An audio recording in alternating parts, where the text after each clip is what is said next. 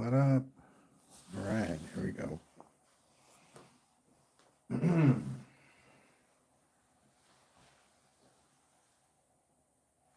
All right, so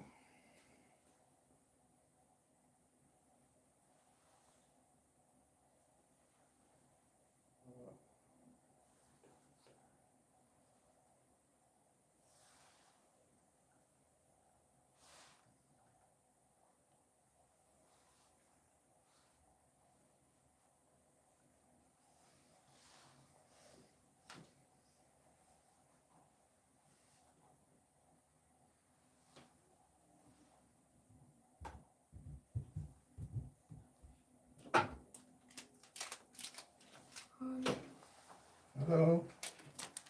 What's going on, son? All right, so I am hooking this up.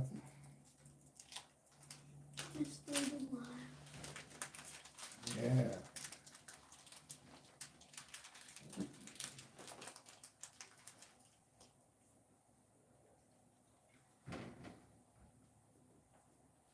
It's good to do this because you get everything untangled. There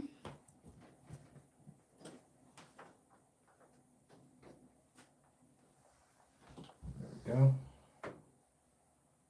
This goes on the positive clip, the output.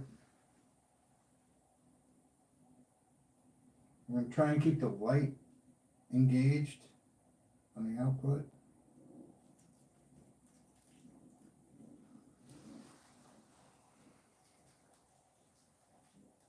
Because we were working the light with this setup at like 60 milliamps. All right, so that's a good deal. Running this thing at 60 milliamps and getting output is awesome.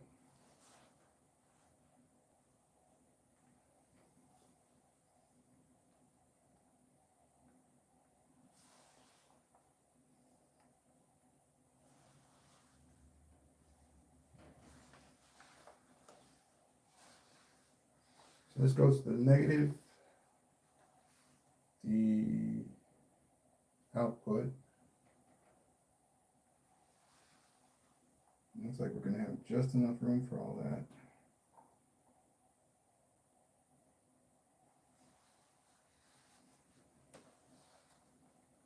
So we got a meter hooked up to the output to see how much we're getting out of the SSG. We have a light hooked up to the output, and we have both batteries hooked up to the output.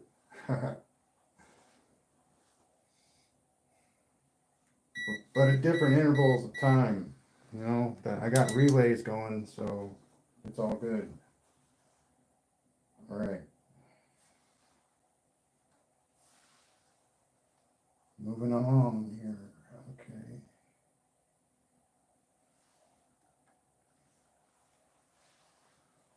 Positive.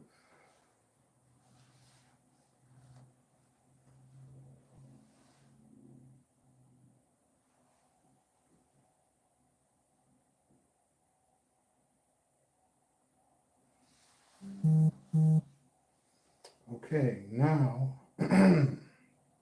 we go over here and we do the second round of inputs. So negative on the input.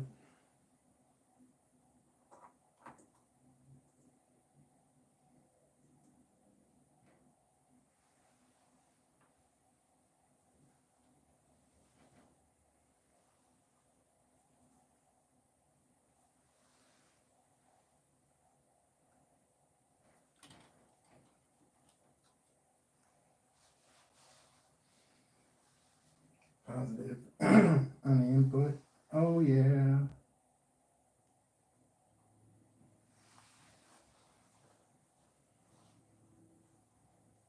then we need to hook up power supply to the timer. I hope that circuit's all still together.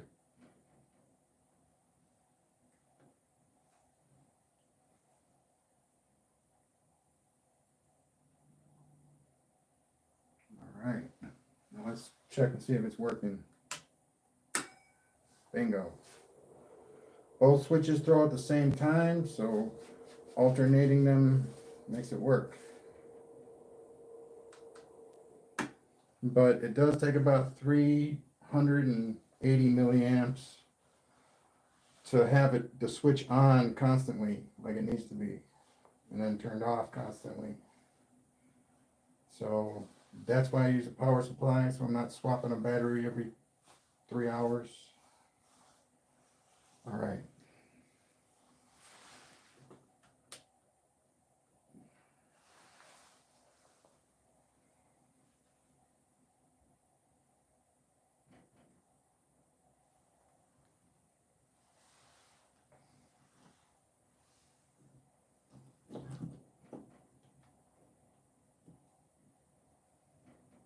Man, all right, let's get it out from underneath all that.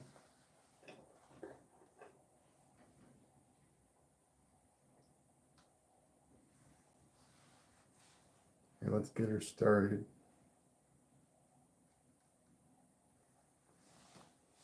Gotta push it in a little bit. All right.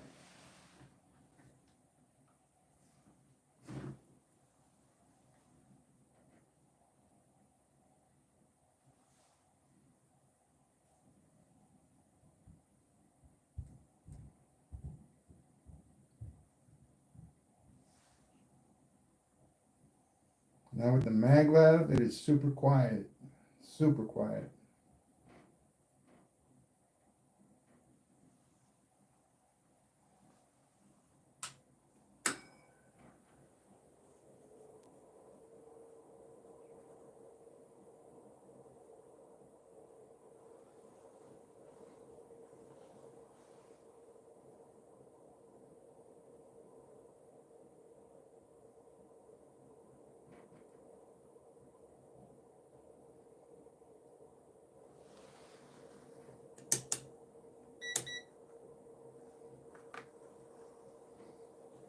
Okay, so that was the battery that was just charging.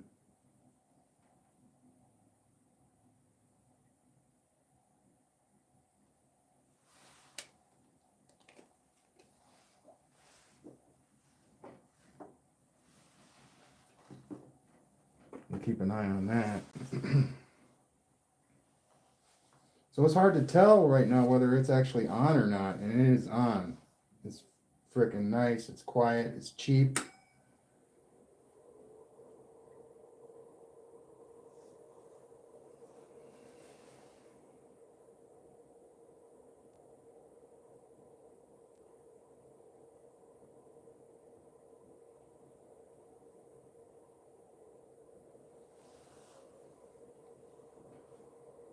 And it looks like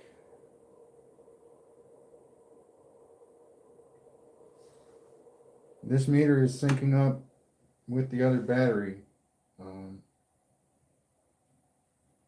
Well, actually, the output is changing when the batteries change because they're not 100% in sync with one another. I'm running SSG generator mode right now.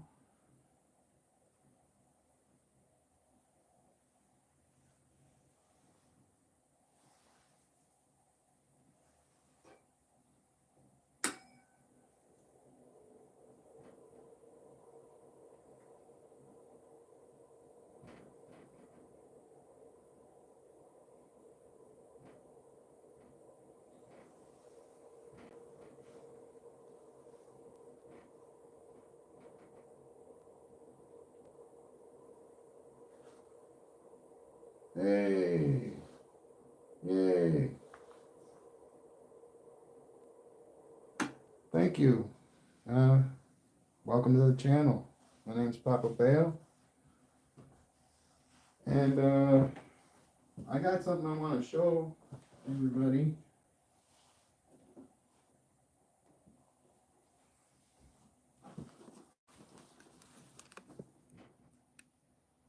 See, now that looks like it's off. It really does.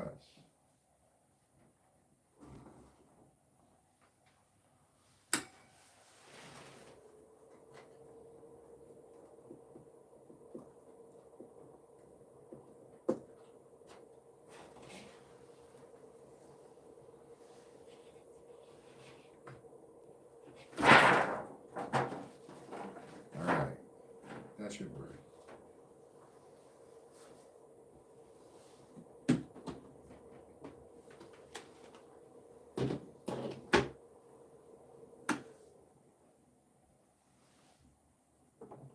Because I just got done testing everything on the power supply. It only took 60 milliamps to run it on the power supply. I was getting 24 volts on the return, and I was like, well, this is definitely a win. But when you run it on the battery, you get a different return.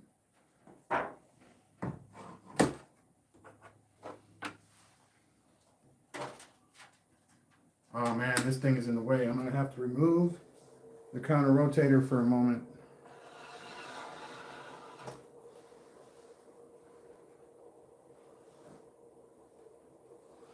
Put it right here.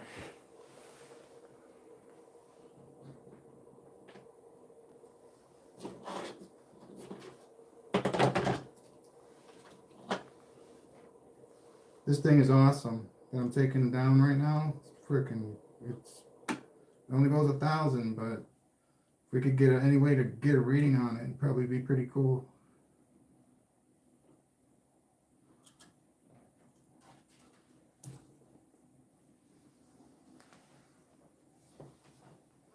And all my, pardon the joke here, all my nuts are stripped. So it's like I can't unscrew them. There you go. So that's going to go right there. Oh man, I love playing with this stuff.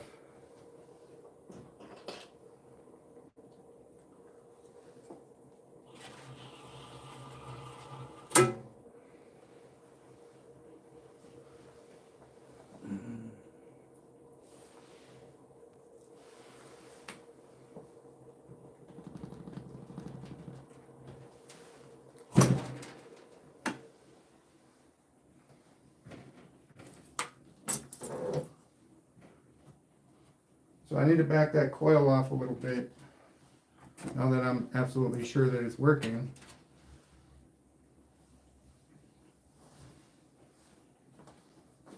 Because I mean, if you back it off just enough, it'll run and it'll be cheap as hell.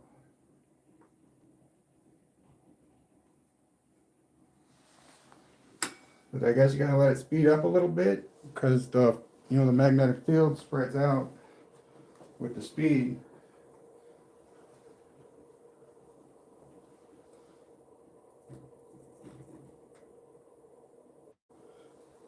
But it's maglev on the magnets themselves, and I don't want the maglev to push the magnets out. So I'm constantly looking at it. But it's so smooth and it's easy, and I didn't need to buy anything, and it's just, I could use the stuff that I had, and it was great, and it's smooth. Smooth as molasses. No, I'm kidding. Let's see here. So we're going to use some of this iron powder.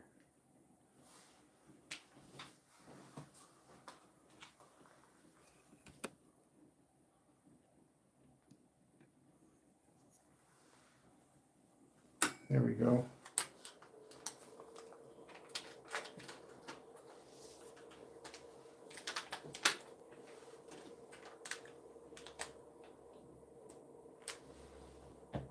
And we're looking for that 1 meter I showed you with like 11 volts on it to get up.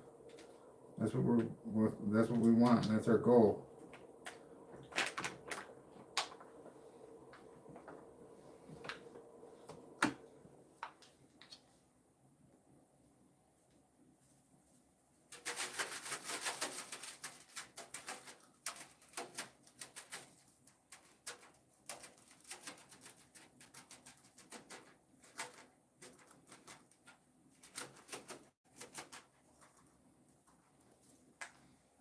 Look at that. That is freaking awesome.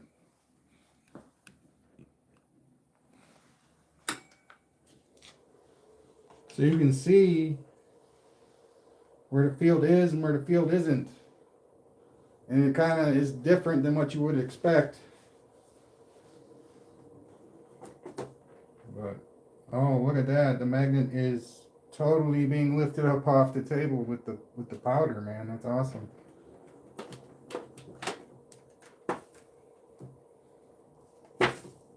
There we go. Now here, look at this. Whoa. Maybe I could zoom in on this because this is freaking awesome. Oh, you can see it pretty good.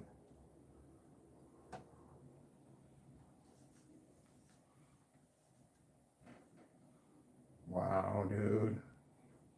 It's a pretty big magnetic field. All the way up here, at least, for the immediate, you know, effects stuff field. That's like way up here. Oh, wow. That is freaking cool. All right. And then wha-bam.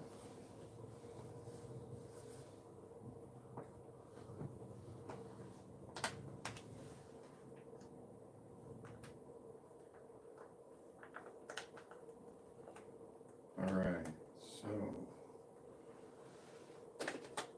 let's take a look at that meter. Oh, wow. It's going up. It's going up pretty hardcore. But it looks like the other one's going down. Or did I stop it again? Did I back it out too far?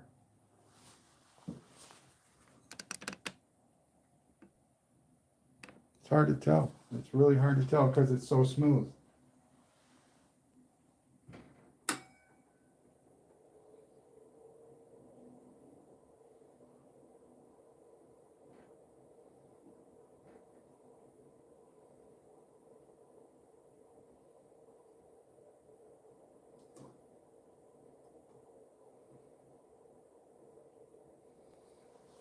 Maybe we, well, there's got to be a middle point there.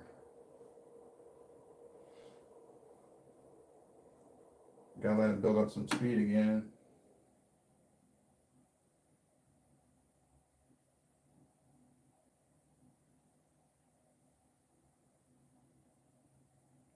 So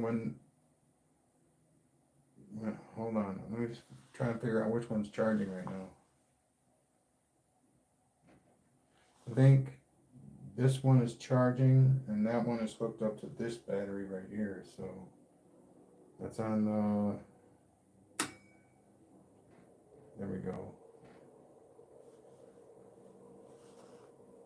I think it's working. I think if I leave it like this and it keeps going, even if I leave the coil in, based on what I saw with my power supply, we're gonna win. We're gonna win on this one. Both batteries will be charged. If, you know, it being on a battery doesn't like totally destroy all that. That's how I got my data. I hooked it up to the power supply and I'm like, how many amps is this gonna take to run this? And it would show me, you know, 60 milliamps.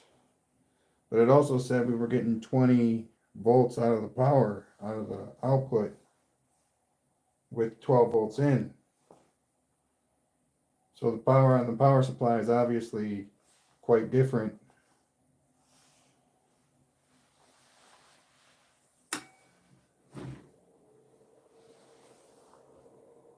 Even with no milliamps or amps to talk about really. See, like right now, to run both of these triggers on these relays takes 350 milliamps.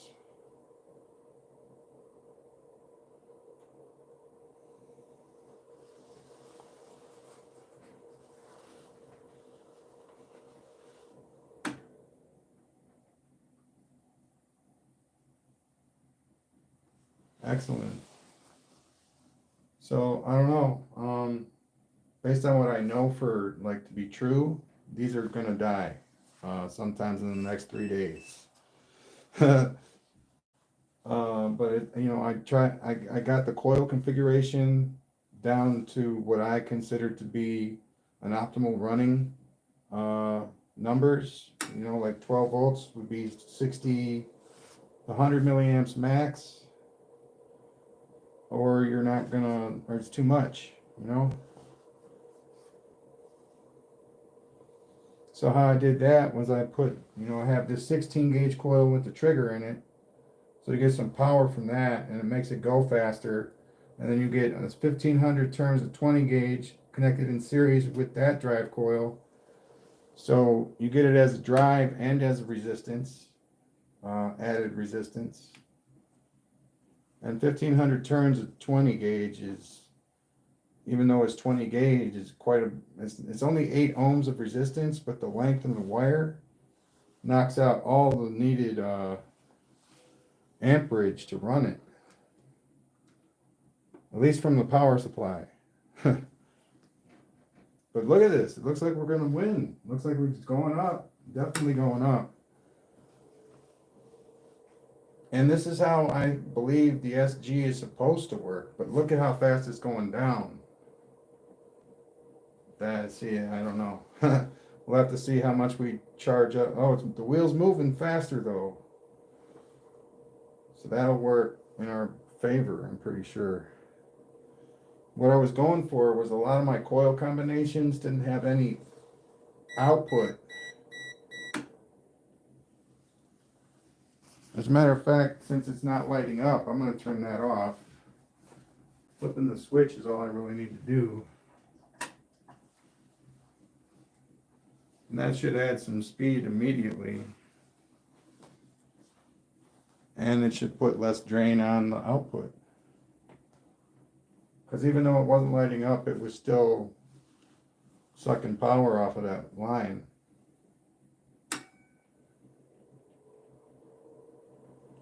And I switched up the experiment 2 days ago because it appeared that one of my batteries, like it's doing right now, but it would go up and down, yeah. And when it starts doing, I think that battery has a leak in it somewhere, and it's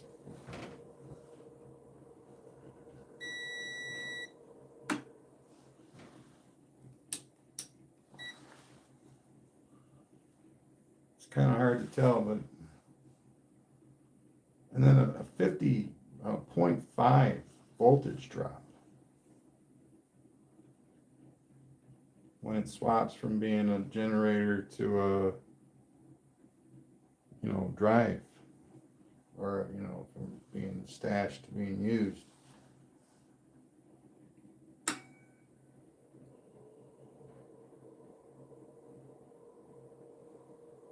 All right, so with these numbers, I think it's going to be dead in a couple days, but it'll be fun to analyze it.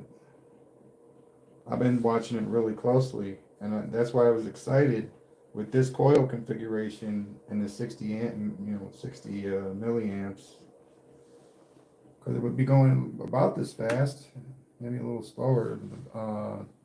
Actually 1,050 RPMs, and now it's not even going half of that. I wonder what's going on. Oh, it's the batteries. That's what it is. Because even though it said all that on the power supply, I bet the motor was actually getting a lot more juice than it was saying.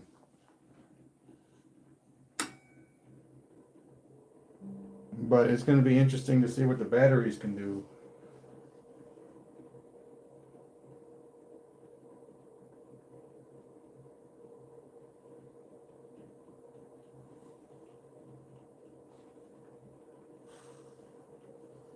Heck yeah, man. I think it's a phenomenon. I mean, just what it's supposed to do, the SSG circuit, and what it does. It's pretty similar. There's like no secret, really. I'm sure if those batteries were fully charged, we'd be getting a different response. But they are not fully charged. And now to fully charge them, I believe I need to run them on the SSG, or it's going to take 3 times as long just to charge them with the wall charger now. And if they even keep a charge once you flip-flop them, I don't know. I really don't. I don't work with batteries that much. I love working with the power supply for the reasons that I just said. You know, you get a lot of power. It is noticeably more than what we're doing right now at 12 volts.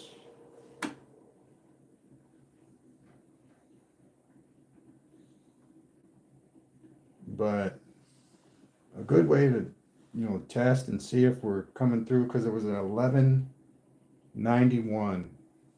This one was at 1191. And all I gotta do is stop everything. Take that off, and it should mellow out where it is, you know.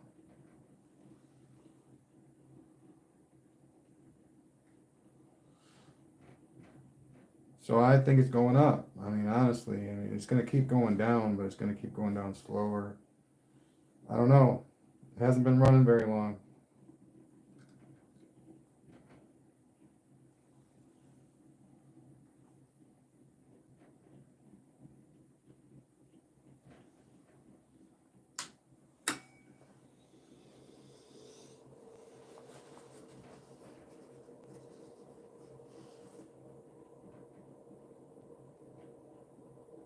But in my opinion, that battery is being charged.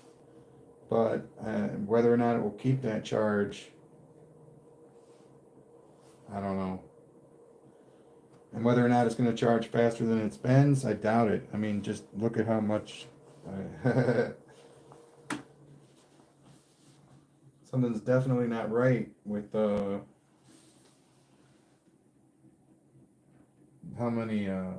how fast that's going down.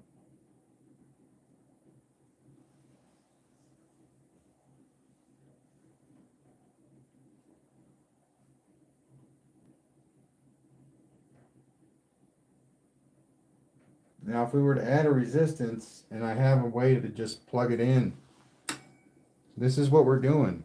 We're just going to add a coil where you would put the resistor. This is a 160 ohm coil. This is an 8 ohm coil. Oops, 8 ohms. This big old thing right here is 8 ohms. I don't believe it, but I mean, that's what the meter says.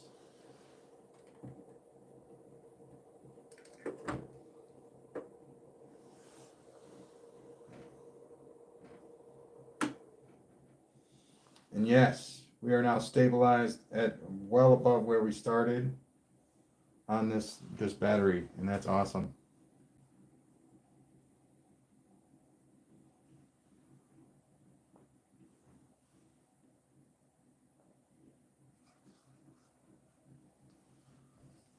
Wow, thank you so much.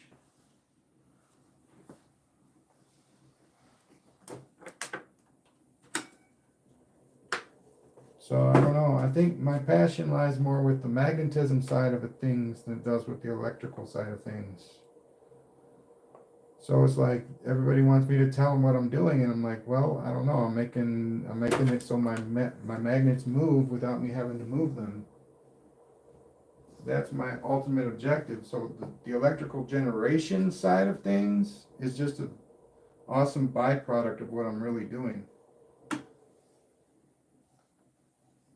And I'm really just, oh man, I wish I had my my wheels here. I do. I have a few of my old wheels.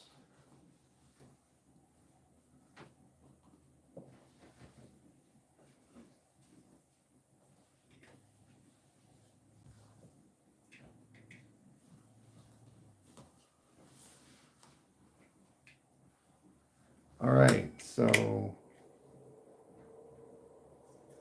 you know, I used to, you know, build things like this, real small, lots of magnets on them, little magnets.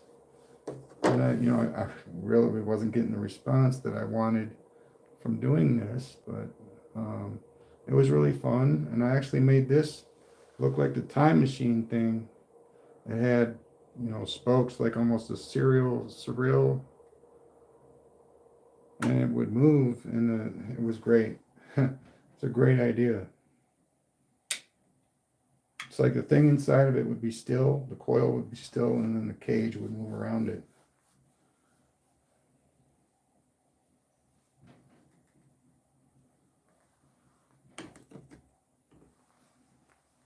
I don't know, I feel like I may have gotten a little bit farther away than I wanted to from what I was originally working on, and that is a sculpture of like a DNA sculpture made out of magnetic rotating discs. So the whole thing would move, it would spin. Now the base is stationary, so it's not like the base is spinning, which would be really neat, but I need some kind of lazy Susan that I can't really wrap my head around right now.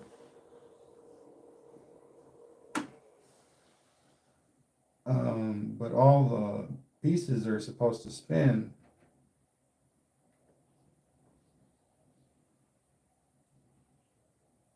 And it's supposed to be about 3 feet high.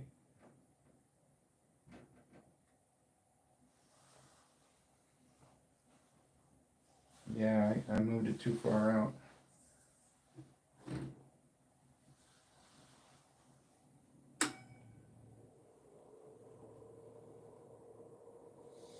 Man, maybe I'll just leave it in there, honestly.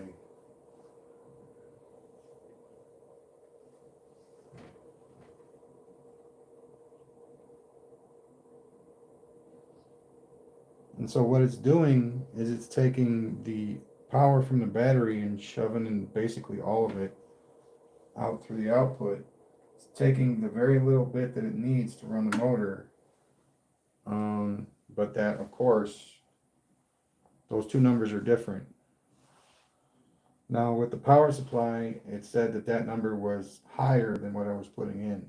And with the batteries, I'm betting it's not the same thing.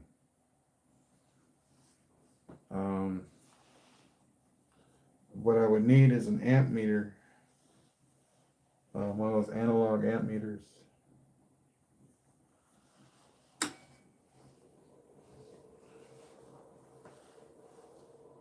With one of those, I could, see how much, amps are being spent.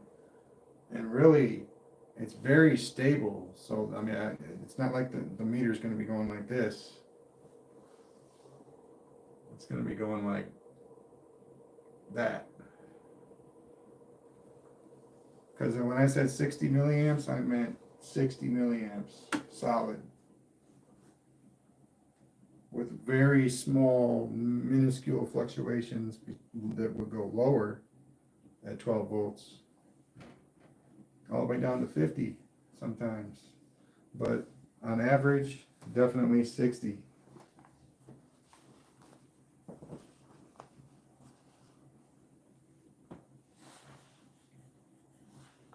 I love it, man. These are now leveling out. Oh, wow, I'm so excited.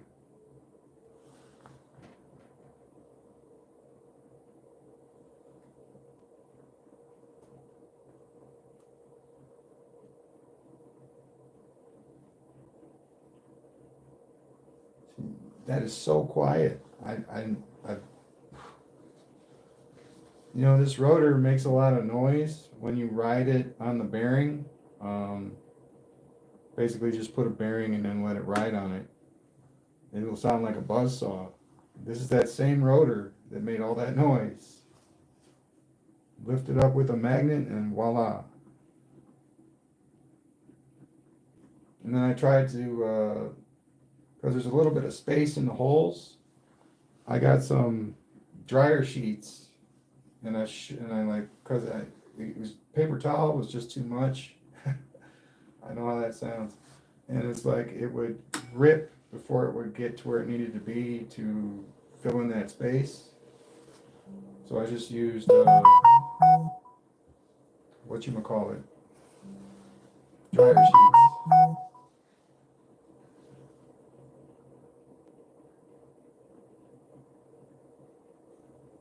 Wow, that's going really low.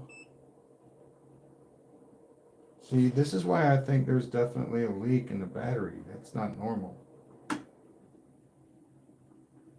That is not normal what just happened. And that's why I stopped the experiment, because once it gets to a point where it's low, it's insane. I mean, it looks like it's working right now, but I'm telling you, there's something wrong with it.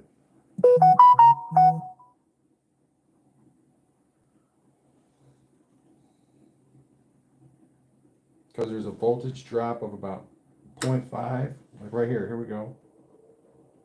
Yeah, it goes all the way down to, whoa, it's still dropping. That's insane. That's not right.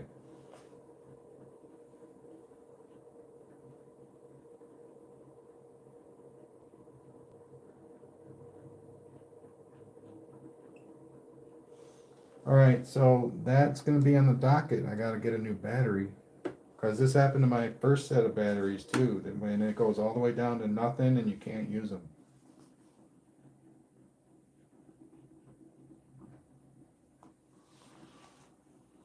Now, there was this one experiment that I found really intriguing on a podcast that I happened to see, where you connect to ground, like a live ground, like one that's for your house.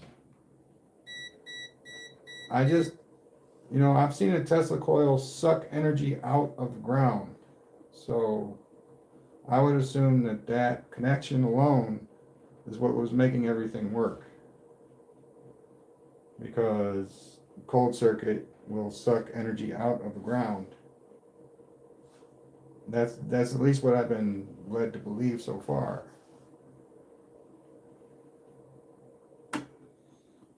And I think that's great. So I'm gonna chill with this for a second. And chill with this.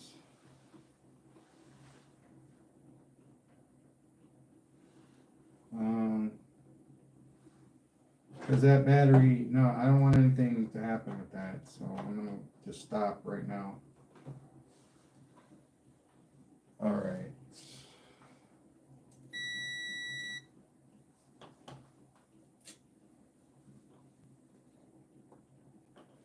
But I'm gonna show everybody.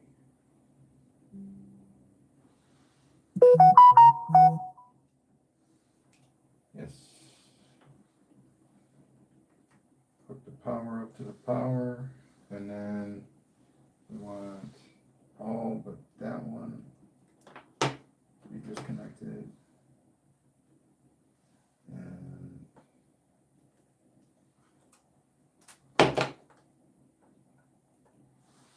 there.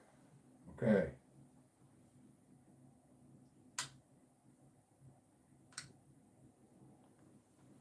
I gotta turn the light back on again. That might have been, no.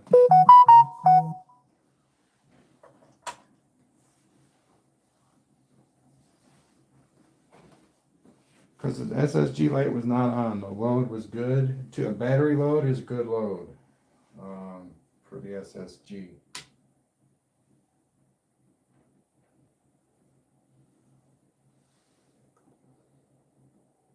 Oh, right.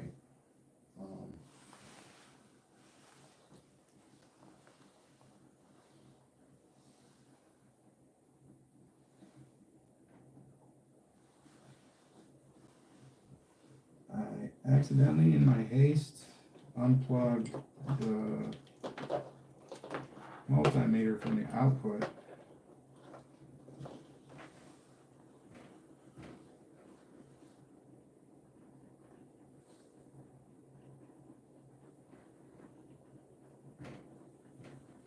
See, it says 818.56, and it's up close, 100 milliamps. And the output on the light over there, that's what I want to get, is that light to light up, because that means the battery's going to charge. If it doesn't light up, you got to do something. You got to change something. Because if you hook it up to this relay system with no light, Yeah, you get the point. See, now I back it away and it goes up. It goes up, and the milliamps over here, oh, you can't see it. Let me move it over. See, they go way down. 67 right there. And this won't stop. This is not going to stop on me like the batteries did. But I want to get the batteries to function.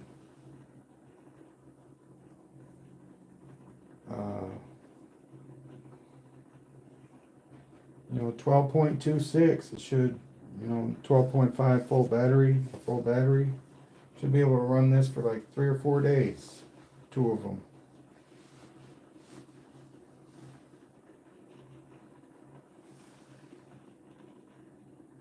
Should be able to do it for a lot longer than that if you can just yoke how many milliamps you're spending. I need to get an amp meter for sure to really get my mind wrapped around how many the batteries are spending.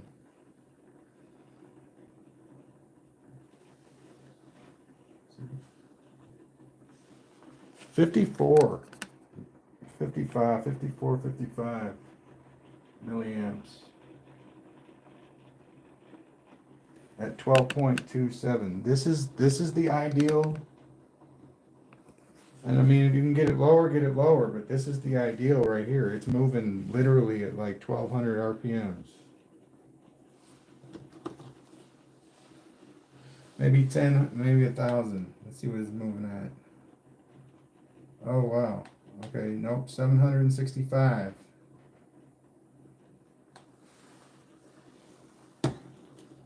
So, but that's good. I mean, with a little bit of lens, I think you get a little bit more electricity, like of the AC and the DC version.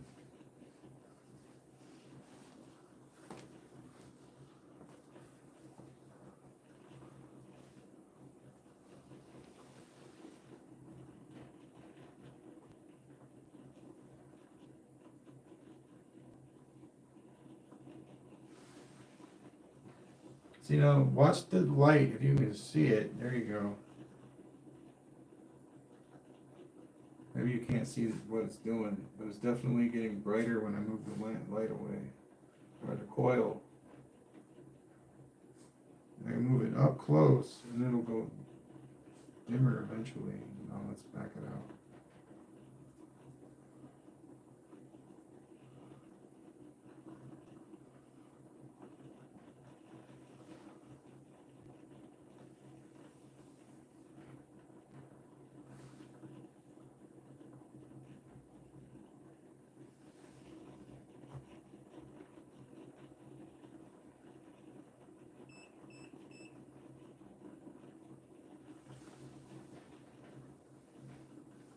But I love that maglev, man. It is really cut down on all the noise, really, for the most part.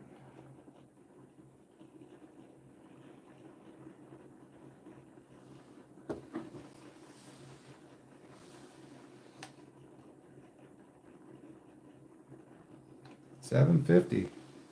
I wonder what's different.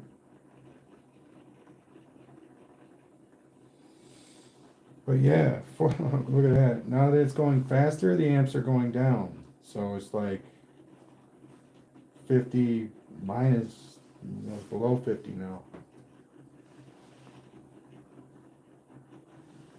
Really neat.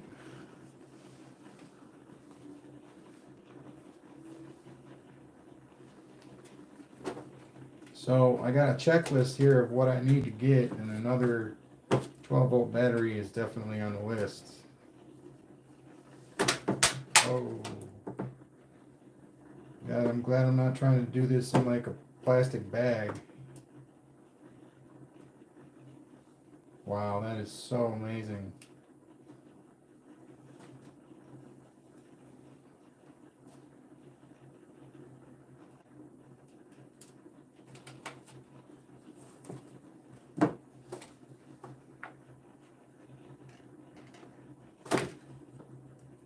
Haha, yeah.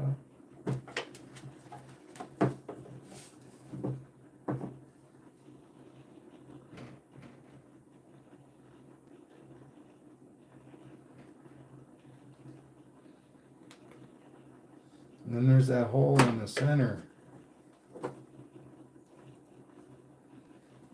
But those are locked in.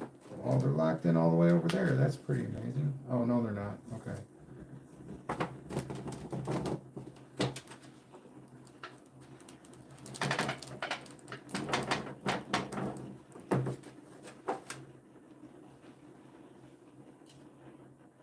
Awesome. See, with at 50 milliamps and getting the light to light up, man, that is a that's awesome. Like I can't say it enough. When I saw that, I was like, oh boy, here we go.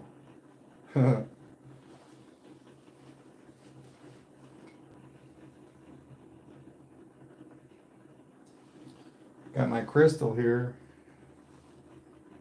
It's quartz. It is kind of cracked, but each one of those things has got a story behind it. This is natural grown. This is not cut this way. This was only cut here at the bottom. But I think when they were cutting it at the bottom, they cracked it all up. Now see, what would be really cool is if the crystals could heal themselves.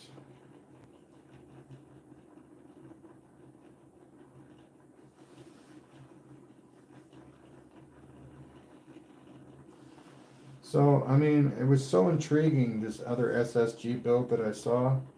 I mean, it was so cool. I mean, what blew my mind the most is that the batteries were dead. And it was moving, like, really fast. So, and then, oh man, just so many different, unique, coalescing of different ideas in this pulse motor, and I was just like, wow, that's pretty neat. And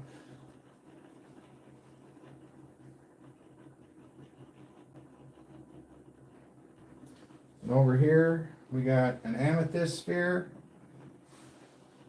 This thing is awesome. Look at how dark that amethyst is, man. This thing is awesome. It's got some brown in there, I think, but it's very pure. Oh no, that's just the purple with different light shining through it. Wow, dude, this thing, freaking cool.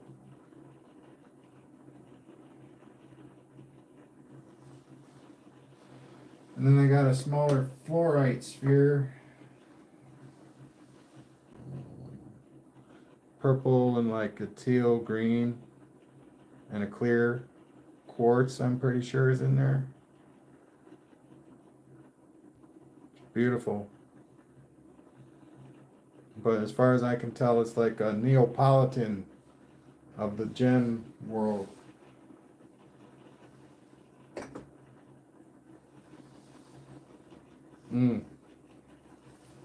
Yeah, I used to sell crystals, gemstones. We had all different kinds of gemstones. We had the we had the guy who like got all the exotic stuff, and it was just awesome. But none of it was cheap. I mean, this guy was trying to do what we were doing, and he was doing it to us. So yeah, I mean, like, just these one stones that were like this big, $10 a piece, man. I was like, wow, what is it called? He's like, Petersonite. I'm like, what? Petersonite. I was like, oh man. Looks like a kind of mix between tiger's eye and bloodstone. It's really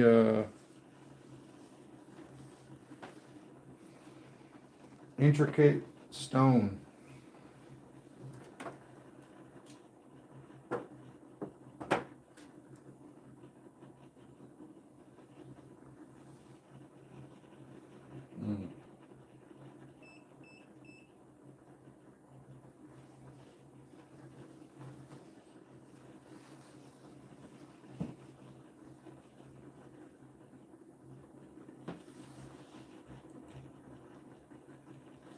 See, what I want to know is why at 12.26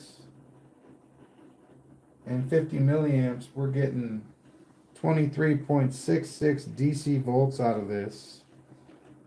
And even if I hooked it up through a resistor, which I did already, it didn't make any difference. The amount of this actually went up to 900 through the resistor, which was crazy. I'm like, why is that happening? Maybe I hooked the resistor up wrong. I don't know. I don't think I can do that. Hook it up wrong. I put it right in the path of the electrons. I put it right in the frickin' path.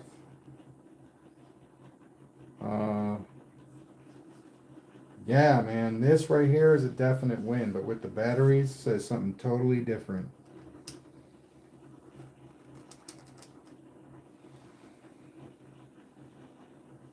All right.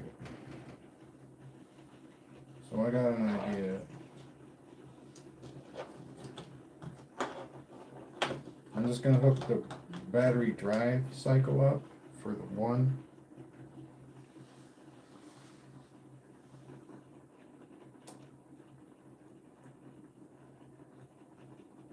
For the off position relay.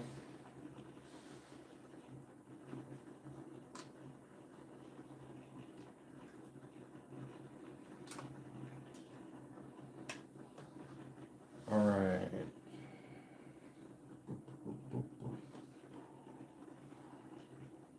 Blue.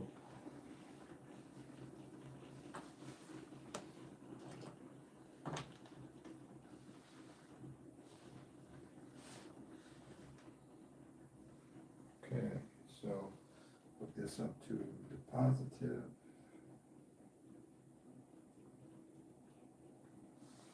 And then hook this up.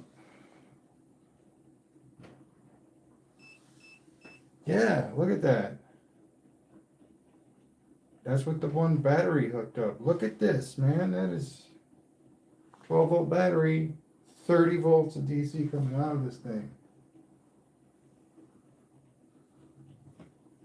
And there's no way to screw this up. I'm just measuring the output. I'm connecting it exactly the way it is connected to the multimeter, to the battery. And that might be what the problem is, but I don't think so. There's already diodes in the SSG. Big ones. It's already all hooked up.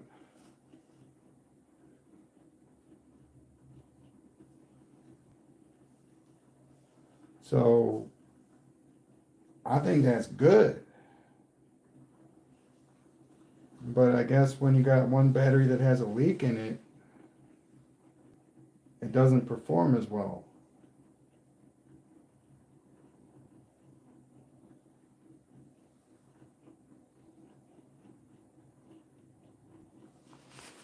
And look at how much light output we're getting from the battery. Like barely anything.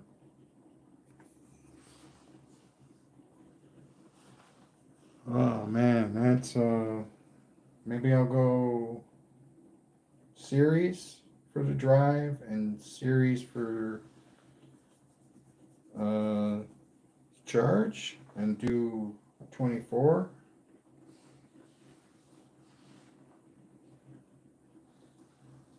I gotta check that. How much 24?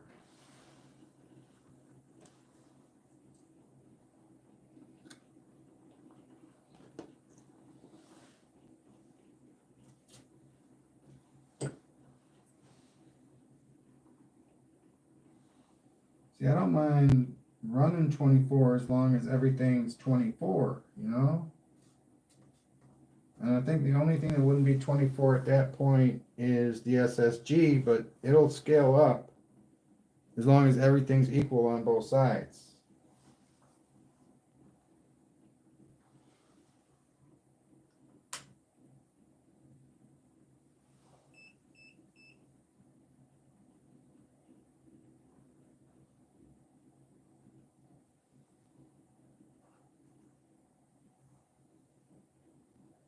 So now we're getting more from the battery. That's freaking cool. But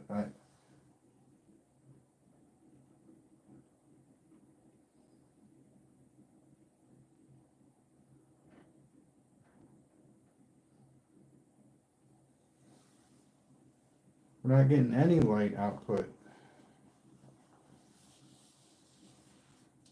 Man, see, this is the balancing act that I am. But like at 20 milliamps, this is costing 20 milliamps and 12 volts. And I prefer raw electric, man. Like I use a homemade switch for my raw electric stuff. And it gets going pretty okay. I mean, it is just a paper clip and a piece of copper. I was suggested to get a tungsten 1000-volt reed switch with the 5 amps of capacity. That sounds like fun. Sounds like something that I might do once I can. I will definitely do that. I love reed switches. That's why I made one.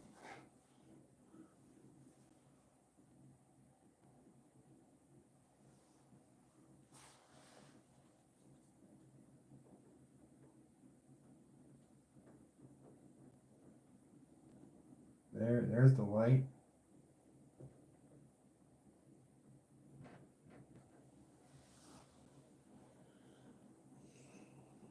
There we go.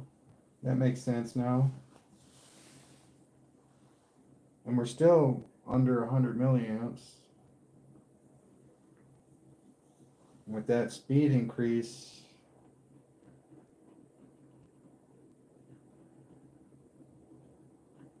oh, there we go. I think even at 100 it would work pretty well, because if I take the big coil out and just run this coil, it's like 500 to 700 milliamps. So, you know, I think it's really interesting how much all that changes when you add a coil.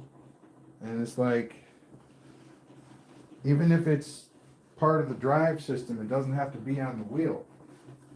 You can use it strictly as resistance and be like, oh, that popped right out. Oh man, okay. Oh.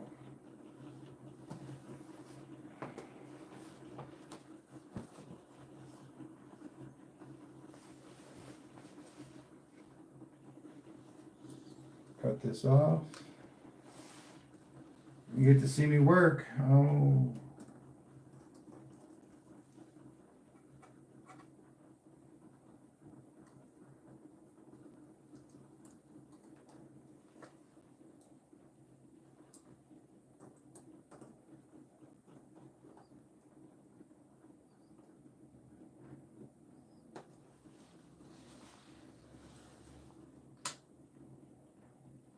See how bright the light is now?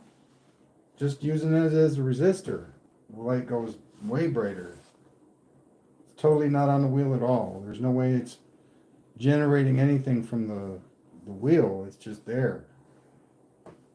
And look at the light. It's like way bright. But we are above 100 milliamps now. I think it's because of how slow it got. But we were going to try 24 volts, yeah? I'm going to get that coil back up there and we'll do that.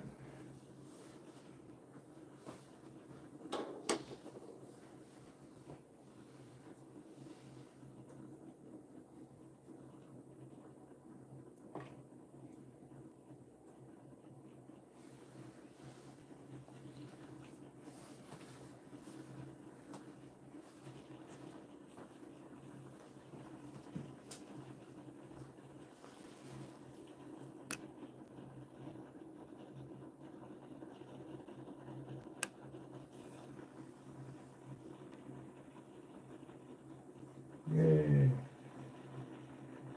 All right.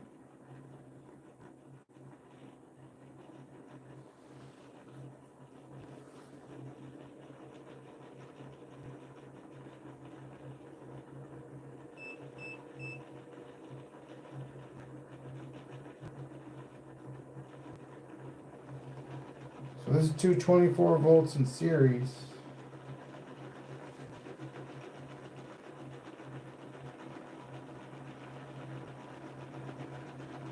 or two 12 volts in series to make 24. 180 milliamps. So that's even better. Or that's about equal, actually.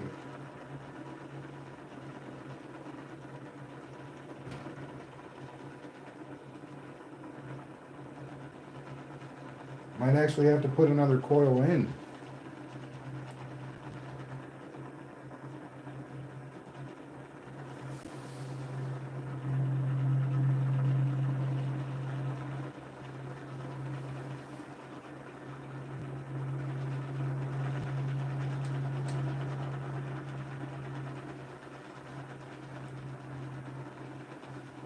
So, with it being on the maglev, there is a problem with it being a 1/4 inch pole.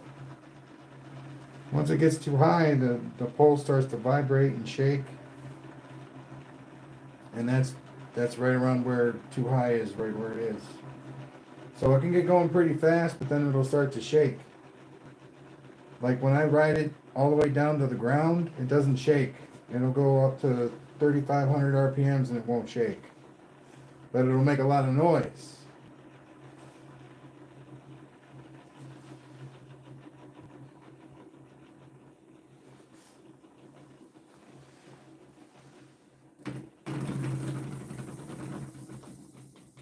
And you can hear that this one right here likes to pop up.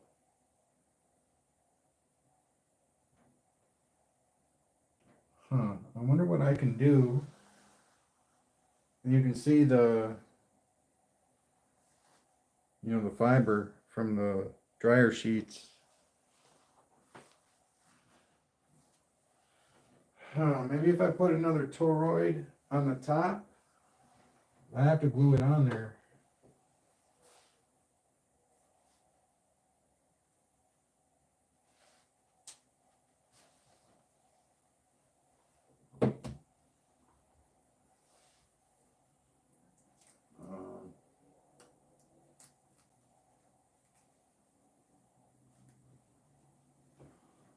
This could get really ugly too, like really fast.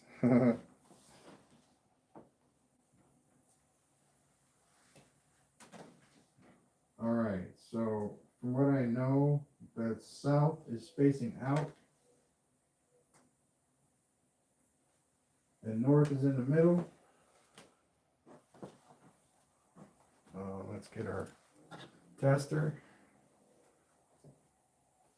So blue, south is facing out.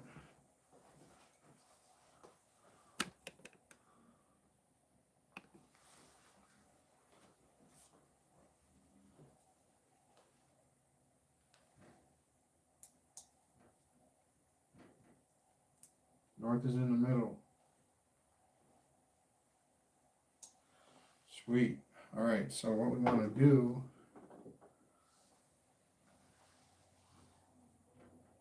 that's north facing up.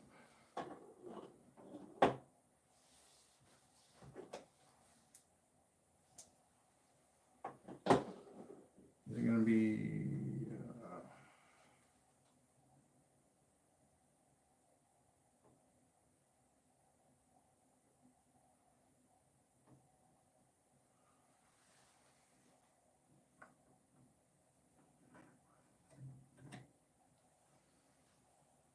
what do I want it to do?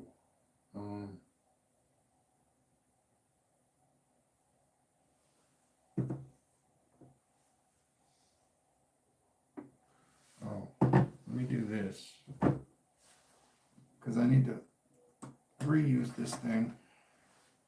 This little thing is a marvel. This will center all your toroids with a 1/4 inch pole. Of course, you need a 1/4 inch pole. But you get a 1/4 inch hole and a 1/4 inch pole right in the middle. This is centered. This is like perfectly centered on this pole because of that thing. All right.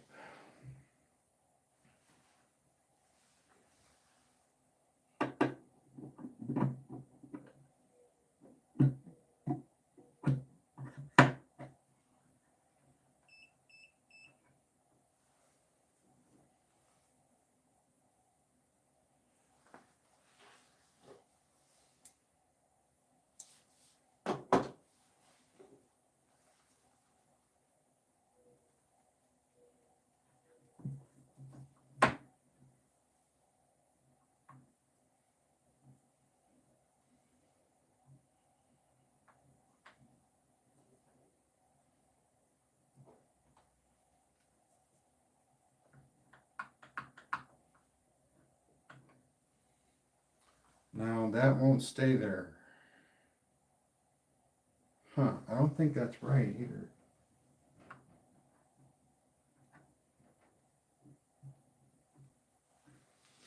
Because that, I want those magnets to be in there tight, and that didn't make it tight.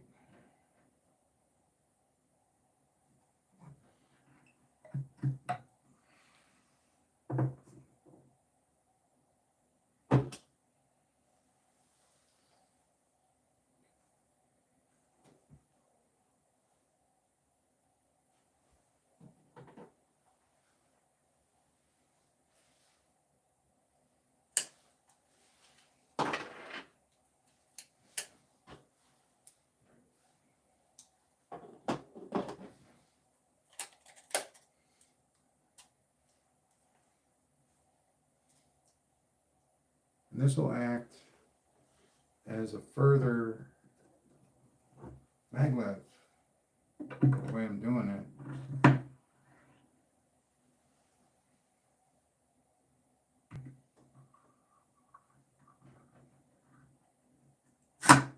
Oh, damn. Okay, that's not going to work.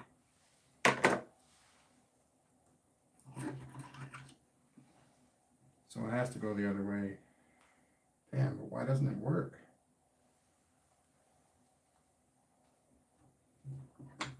Yeah,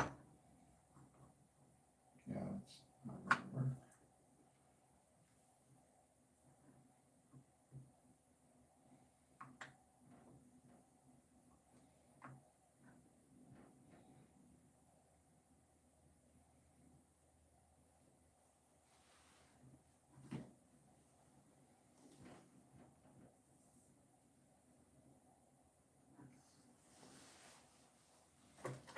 Sorry if I'm losing you guys.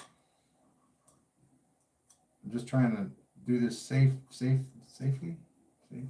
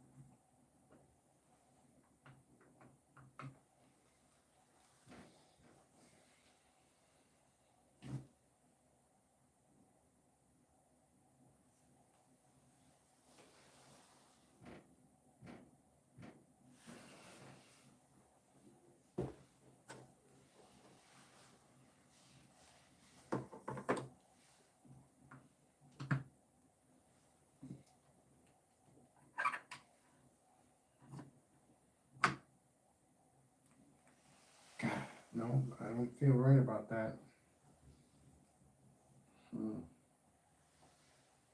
Might end up taking the maglev off and going with the noise. I mean, that's pretty dangerous having that pop out of there like that, see?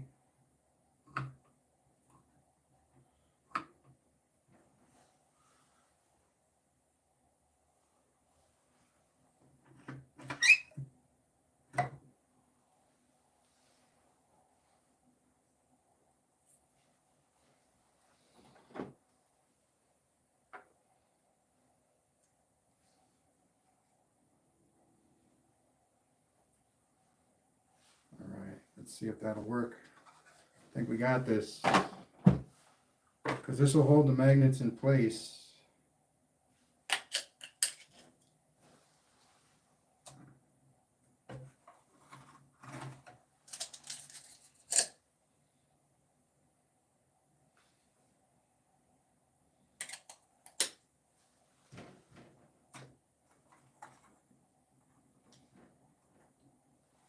But it's gonna shove it up the pole like a lot more.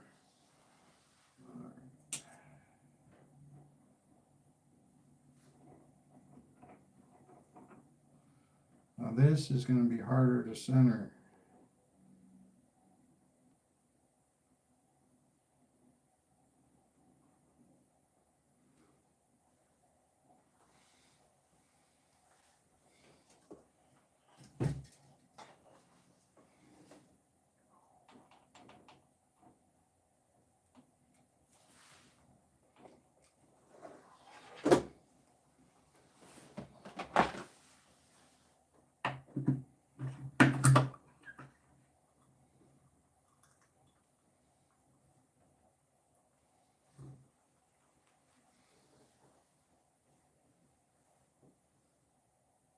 like it.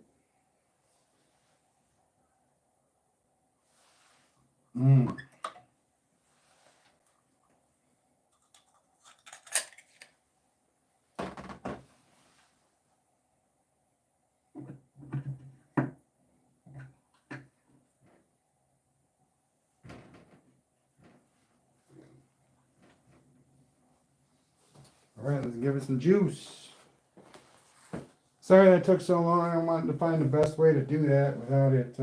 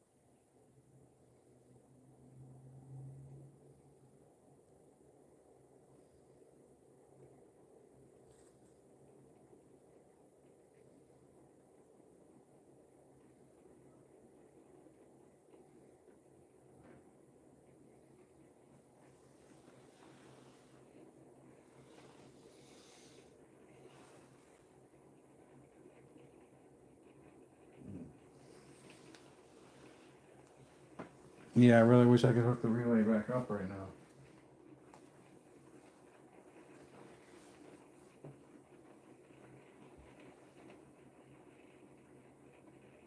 That's even less noise. That is nice.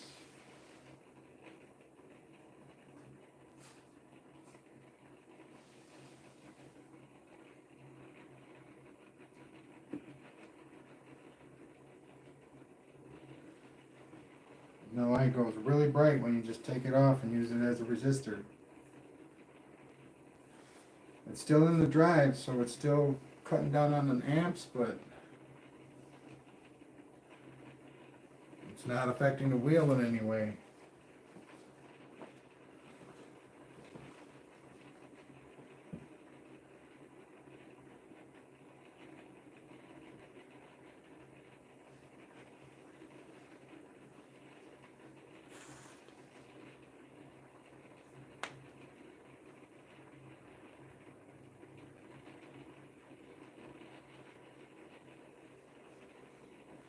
There, I got another magnet I'd like to try with this iron filing business, and that's the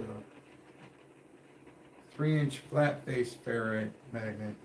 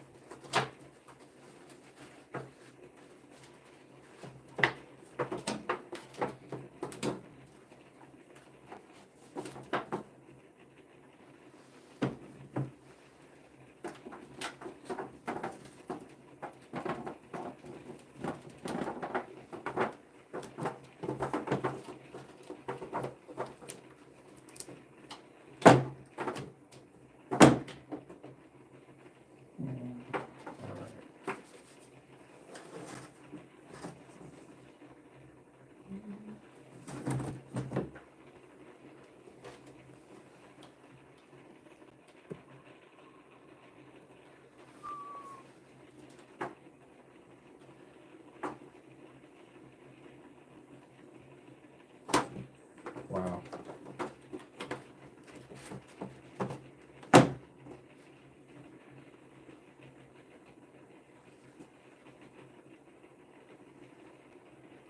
can see the magnetic field working. That's kind of cool.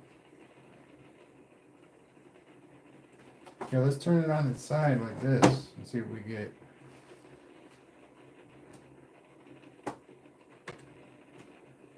Nice.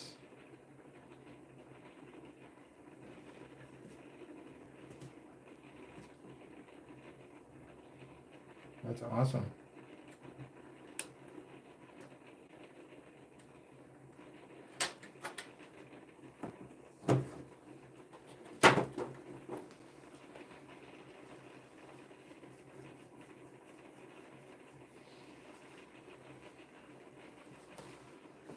All right, so one of the things that I'm going to do is I'm going to get a new 12-volt battery. Because one of these works and one of them is failing.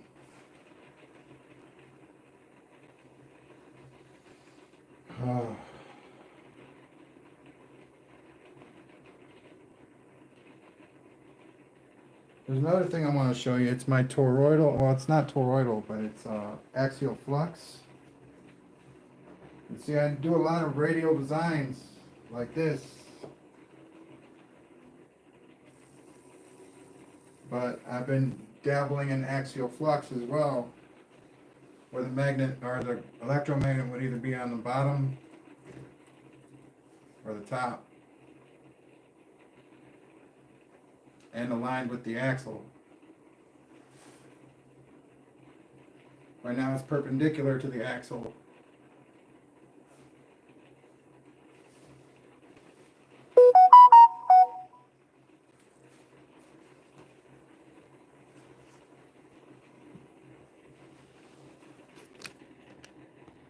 But I like the output I'm getting right now for 120 milliamps.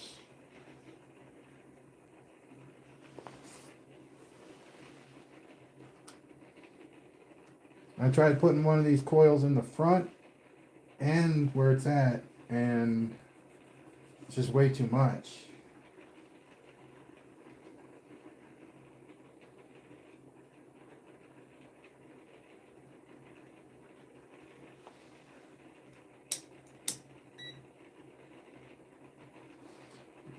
You know, I don't know. See, this there says it charged 0.2. All right, one more time. We're gonna hook it up.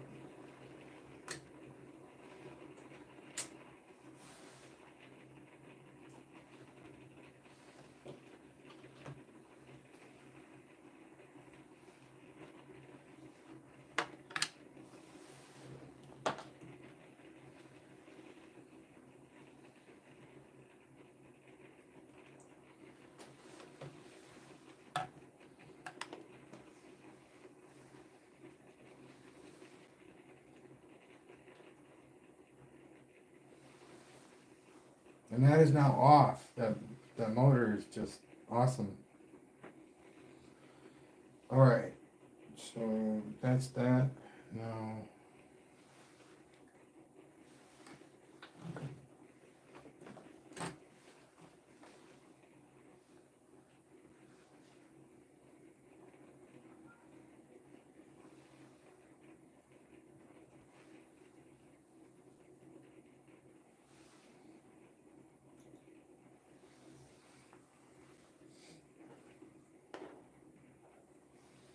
then we're gonna go positive for the output.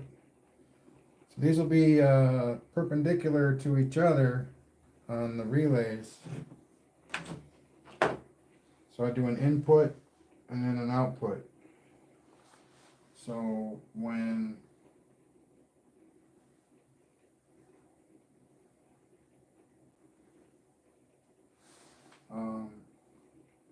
it swaps, it's swapping both at the same time.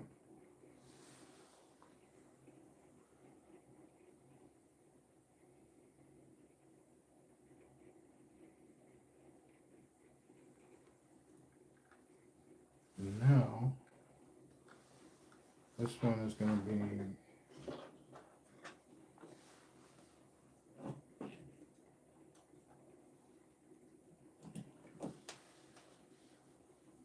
output, negative.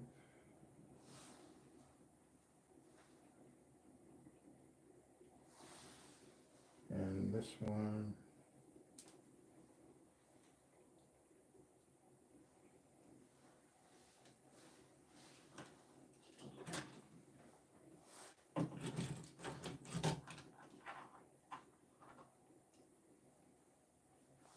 is going to be positive.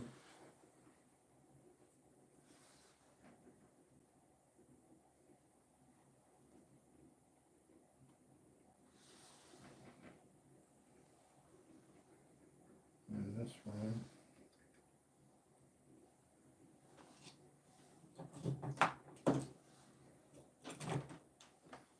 input. Let's make sure negative. Yeah.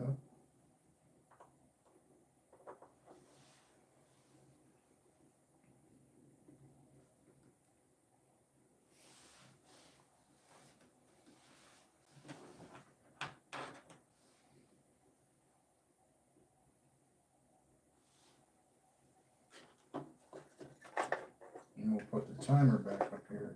Good deal. All right. Positive.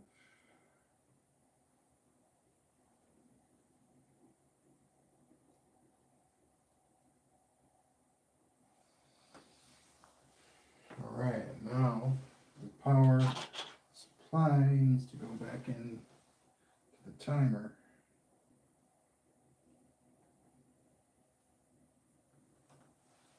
All right.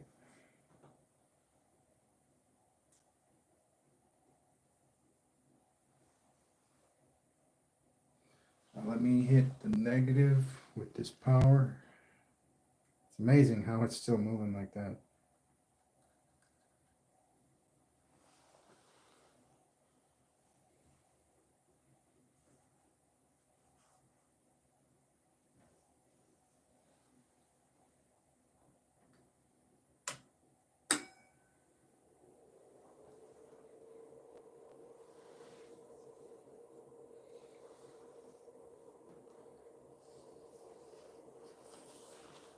Yeah, I'm really concerned though.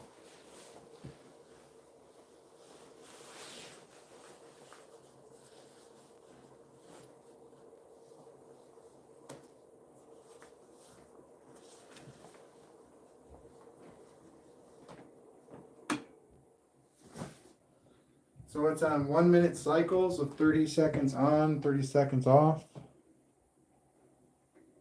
I could change that cycle to a minute.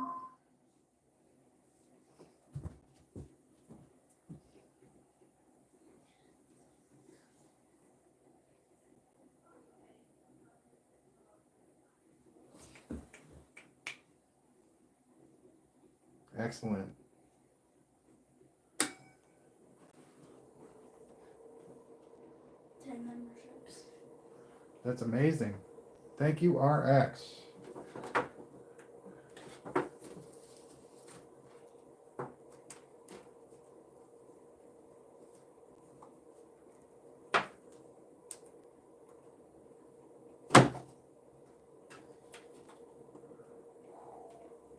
These are really strong magnets too. I mean, the toroids are really strong, but these are really strong ferrites too. And that's that blows my mind every time I see it. You can't see it. Man. I wish I had a wider angle camera lens. That would help out a lot. All right, here we go. Our camera guy. That would even be better. And you know what? I better do this before it's too late.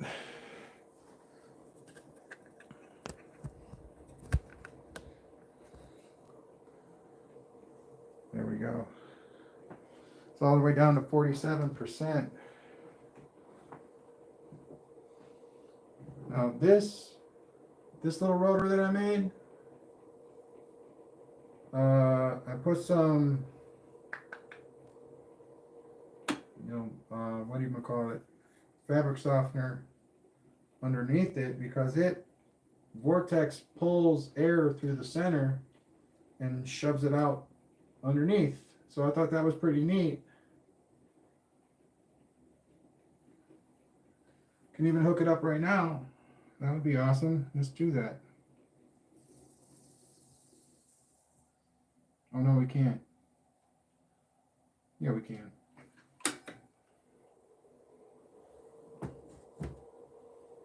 Let's see if we can or not. And we might not be able to. Oh yeah, we're not going to be able to. Because the magnets are reversed. These magnets. So it's not going to work with the maglev. But that would have been really cool.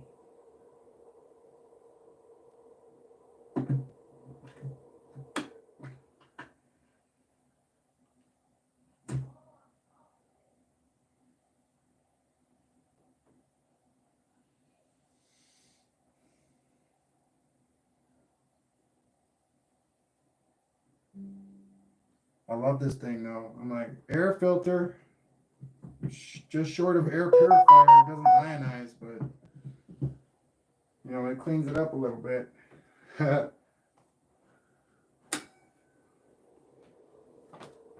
All right, let's see what we're working with. Yeah, that battery, something's wrong with that battery. It's not supposed to drain like that.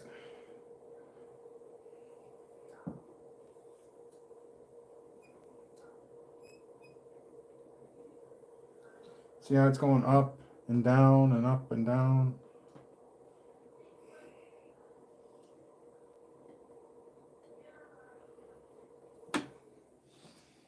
All right, I'll put a little bit more of the powder in there because I want to see it like stack up on itself a little bit. And I make cores out of this stuff too, like pulse motor cores.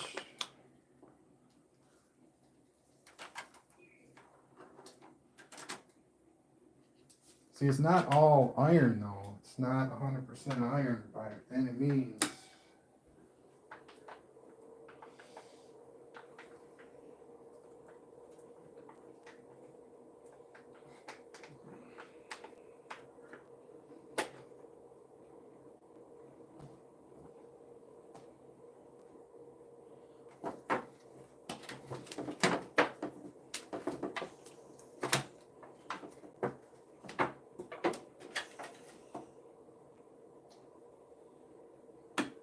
Wow.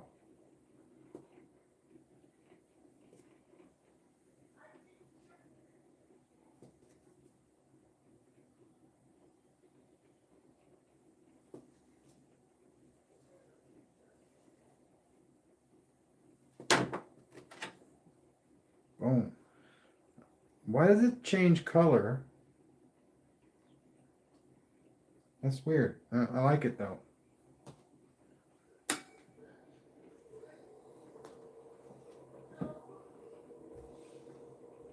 See, look at this battery. Ah.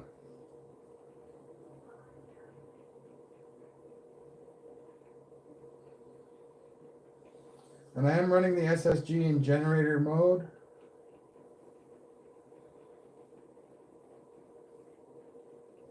That might be what the problem, that could be it.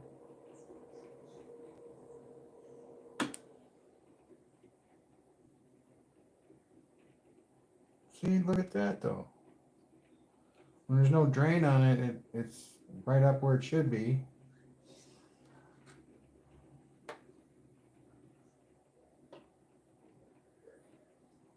Oh no.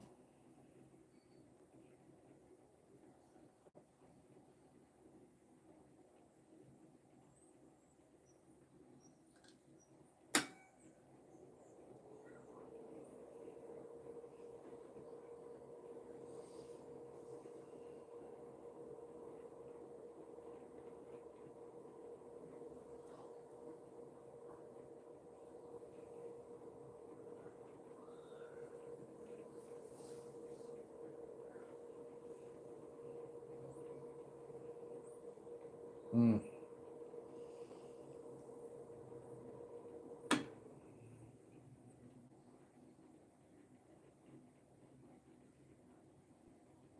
See, now this one's being drained, but it's not, it isn't doing what this one's doing. So that's in my mind, it legitimizes me getting a new battery.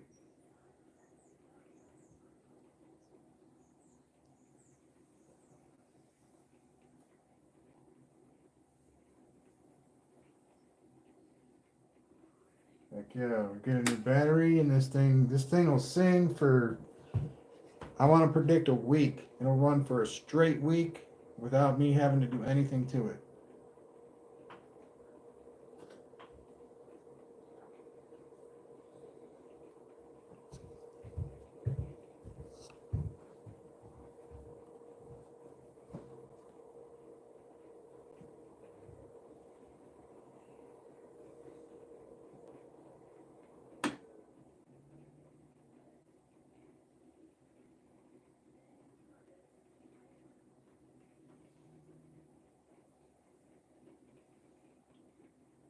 See, and if I take the 20 gauge coil out of this equation, this thing will be going 2,000, 3,000 RPMs without a problem.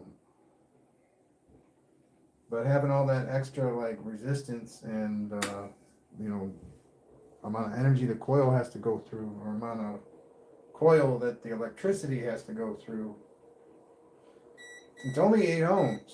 That whole coil is only 8 ohms, so it's not necessarily resistance as it is in distance. What is it about the amount of wire besides the resistance which contributes to, you know, less cost?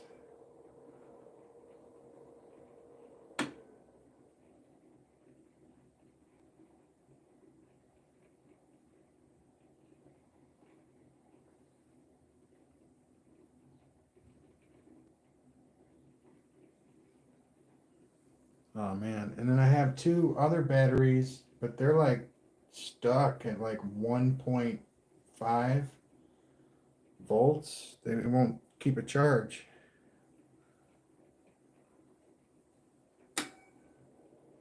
So I had an idea of trying to revitalize those batteries, but I don't think that's going to work.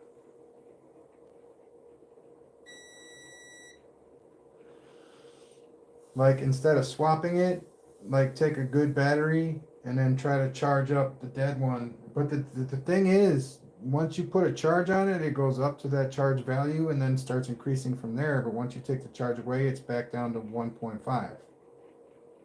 So there's like no way to really gauge if you're doing any good until you're done doing what you're doing. Because it will definitely say that you're charging the battery. Any meter you put on it will say you were charging that battery. So, yeah, I don't know. I mean, I'm definitely going to buy a new one, but then I'm going to try to revitalize the old ones and, you know, try and keep it within 6 batteries. I'm trying to keep it simple. I'm running this out of my house, so it's like I don't have a garage, I don't have a shed, I don't have, and all of the high frequency stuff, man, I'm not doing it in my room for sure. I mean, if I'm going to do it anywhere, I'm going to do it in the shed, or outside. Yeah, man, because I do have a lot of electronics that I don't want to fry.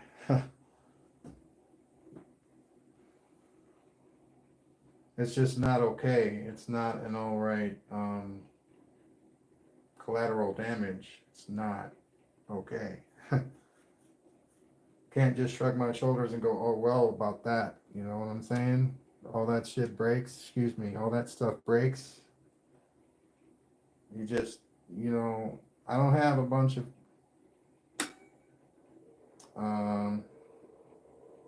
we'll see what happens.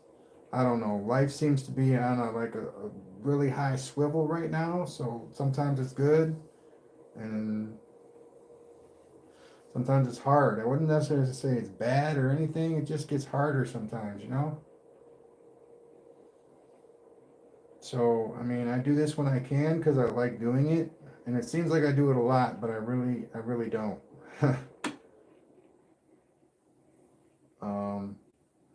And like I said, you know, I started off in a different place. You know, I was working with permanent magnets, really, like 100% working with permanent magnets. And then I made this cage. You know, I had like 4 cylindrical magnets, 10 millimeters, thick ones, 4 stacks of them, and it would make a cage like this. And I had a coil in the middle, and the cage would spin around the coil. I thought it was pretty neat. I mean, it didn't like make, it wasn't designed to make electricity, although it's supposed to, it can. Um, it was just a prototype, but you know, it was really neat, I thought. If you ever seen the movie The Time Machine, that's exactly what it looked like, except, you know, the person was a coil and the cage was the field that wrapped around that machine. Really sweet. And I'm just using what somebody else said it looked like. But I have seen the movie, so I agreed with him. You're like, yeah, it kind of does look like that. Oh man, I keep on going on about it. I'm gonna have to recreate it real quick.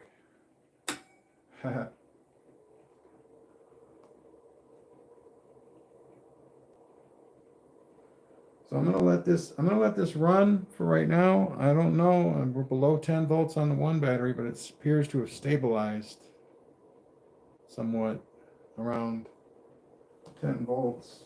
So I don't know what's going on. Uh,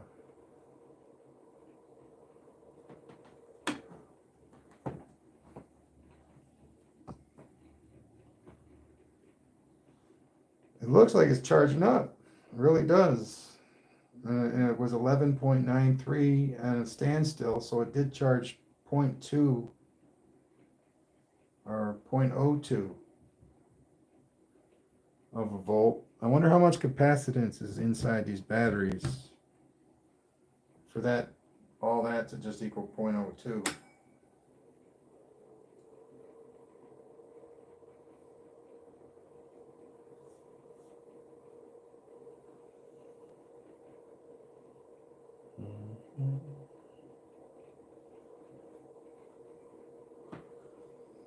See now the wheel is definitely moving like it's at 10 volts. Very slow compared to the other battery.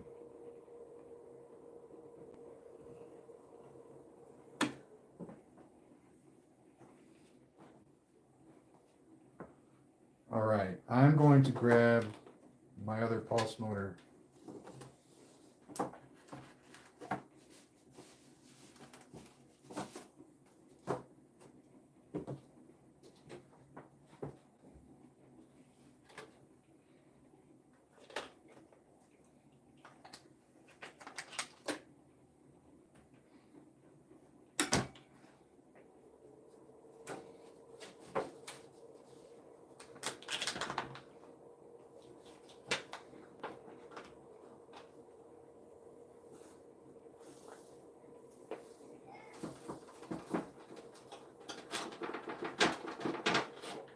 There we go, 99.9% of the iron filings have been reallocated. That's awesome, I can reallocate them. If I tried using a bag, that wouldn't work. Okay.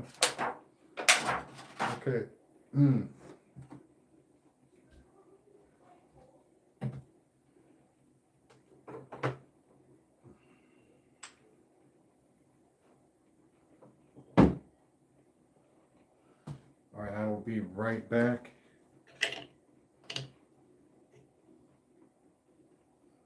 You know, I really do want to show you guys this. So it's going to take just a minute. Well, actually, I could take you guys out there. Yeah, I could take you guys out there. Let's go out there for a minute.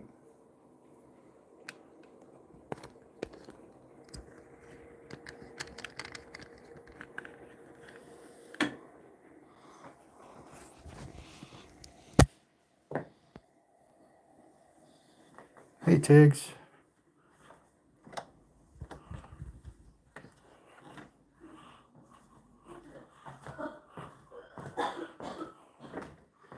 All right, so here it is. There we go. See if I can do this with one hand. Oh yeah. Yes. So 12 volt battery, 1, 2, 3 circuit, 120 volt halogen bulb.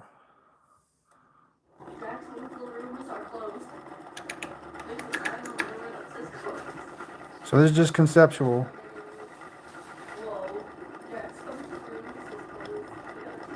But I mean, it works. I just need to create like a stand. I'm gonna have a coil on each side for drive, and then a coil on each side for generation. ferrite magnets, 3 ferrite stacks. It's pretty neat, I think. And it's got a spinning shaft, so I can use a fan.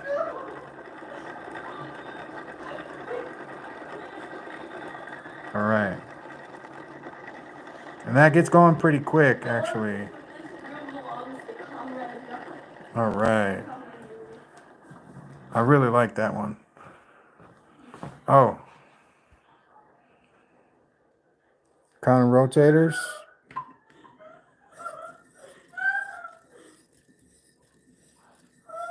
That's one of my older ones.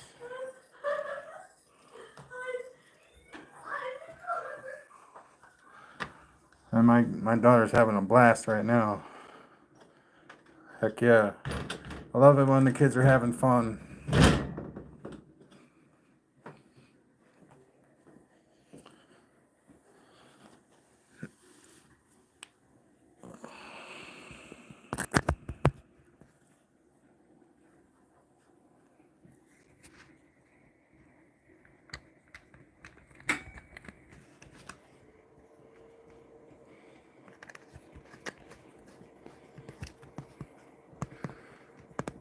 Yeah, so I'm into all different kinds of things. As long as it's like follows the basic principles, I'm pretty good at understanding it.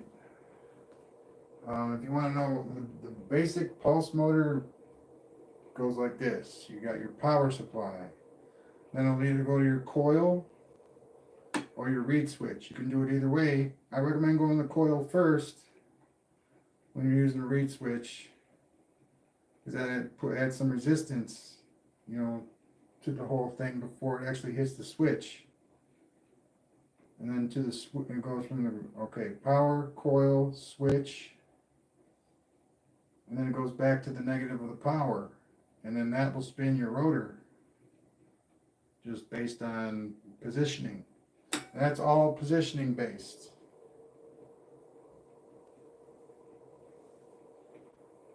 Now with like a trigger coil, you get a little bit more grace, I would say, than you do with a reed switch. As in positioning. But it's all basically pretty much the same.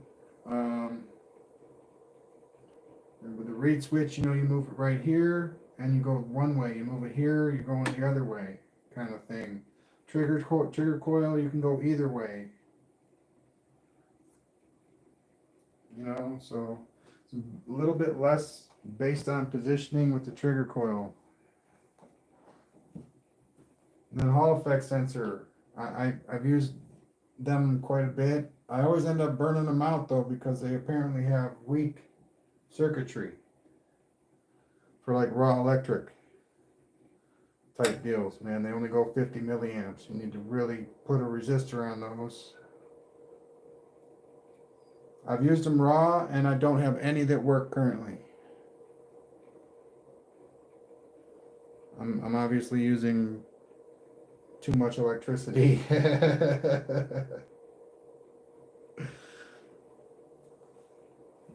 And I'll show you which ones I use.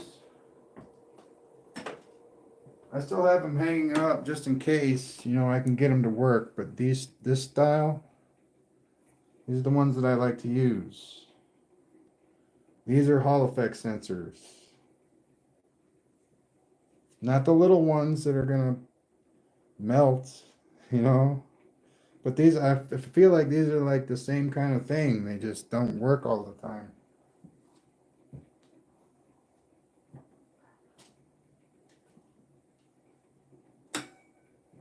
But I'm pretty sure with the amount that I have, there's one or two in there that'll work. I like the Hall effect sensors. They got lots of like torque involved with the magnets.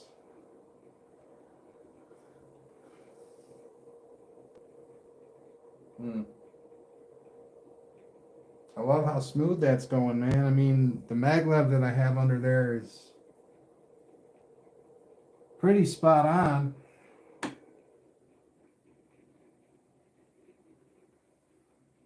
It's not like shaking or anything.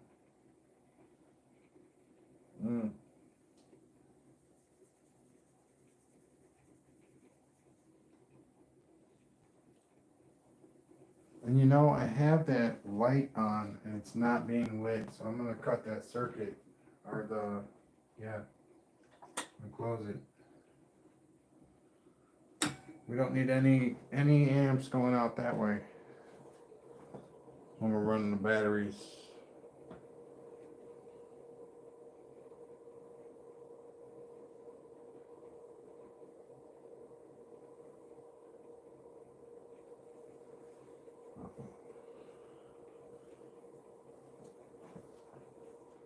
Yeah, I'm really excited about that little one out in the kitchen, man. That's gonna be awesome.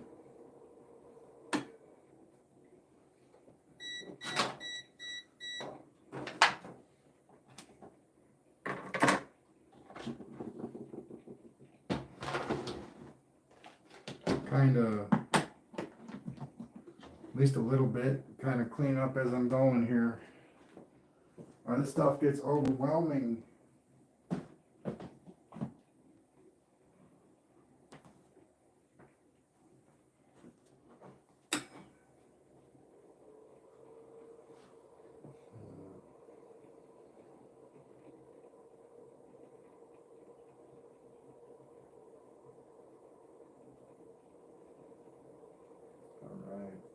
Now, I'm building my own coils, okay? And I didn't start out that way. I started out buying solenoid, basically just an electromagnet with a hole in the center.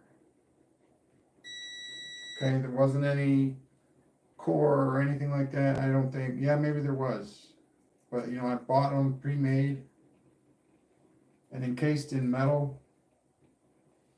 They didn't work out very well, but I have all my videos, all the experiments that I've done, I have in my video library. Definitely,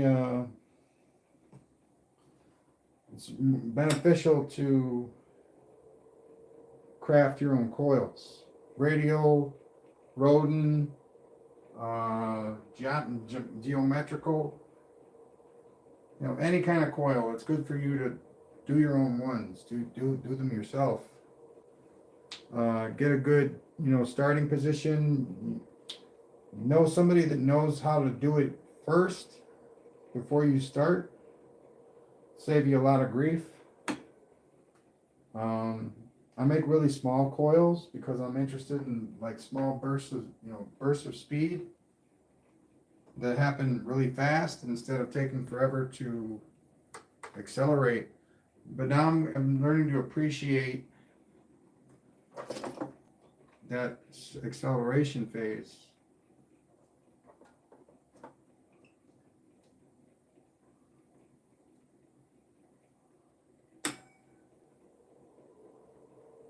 And the bigger coils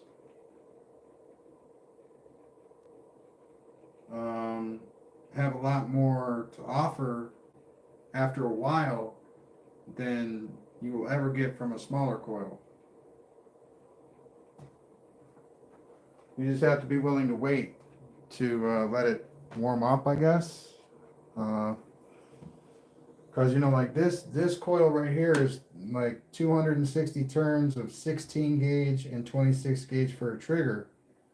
This one, 3,000, like boing, you know, it's like,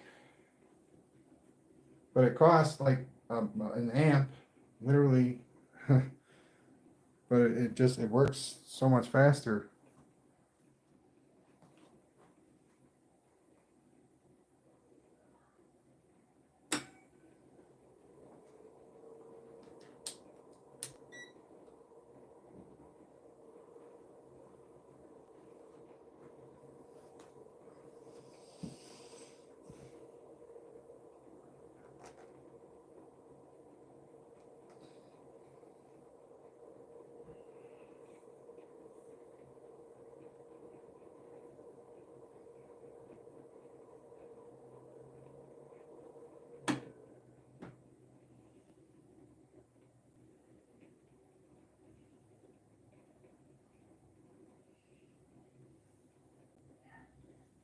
All right. Well, I think this is going to be awesome. When I get my new battery, of course. I might just buy two, like I bought these. Because then I'll be able to run a dual SG dual relay swap, and it'll be that much better because it'll be going that much faster. And if I'm building the same way, then then it's 120 milliamps coming off 4 different batteries. There's no way that, like, the speed increase of having 2 of them won't help. I'm not saying in any way, shape, or form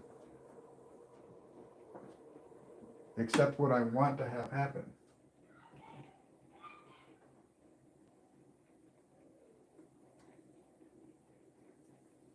Now, do I think that, the batteries are going to charge themselves? No, honestly, I don't. I think that's what they're supposed to do, but I don't think that's what they're going to do. Not on the batteries.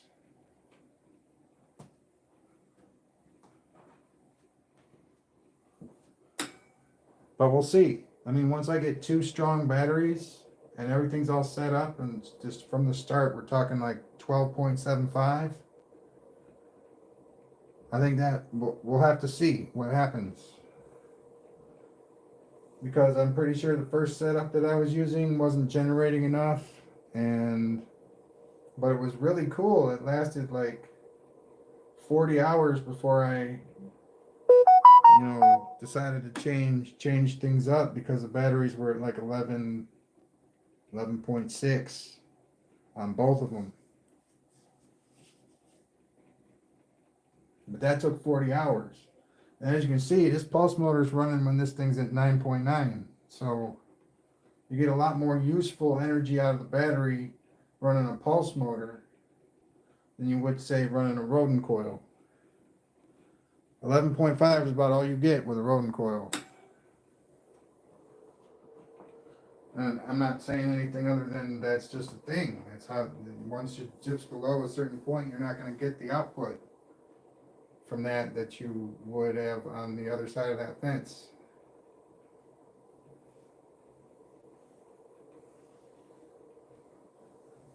And yeah, no, totally dwindle. It's all dwindling. The effect here. You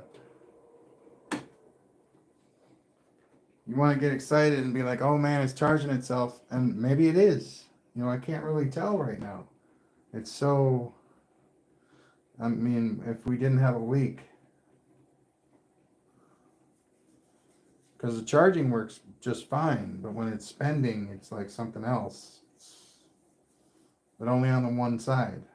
That's why I know something's not right, because it's only one battery that's doing it, not both of them.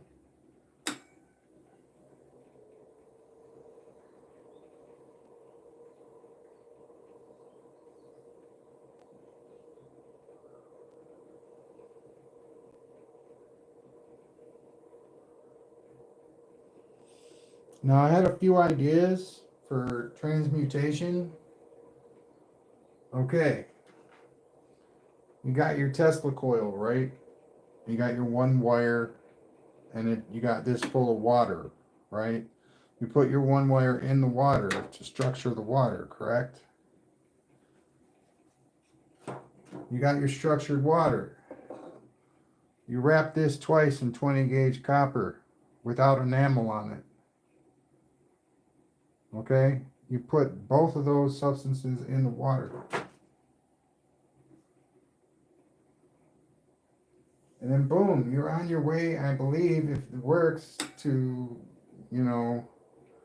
creating a substance that'll work on both hot and cold without, that barrier that's there. Why not use the crystal? Why not try to transmute the crystal with some copper or some silver or some gold? I mean, if you're rich, go gold. I'm pretty sure that if it's sound, that'll work, at least a little bit.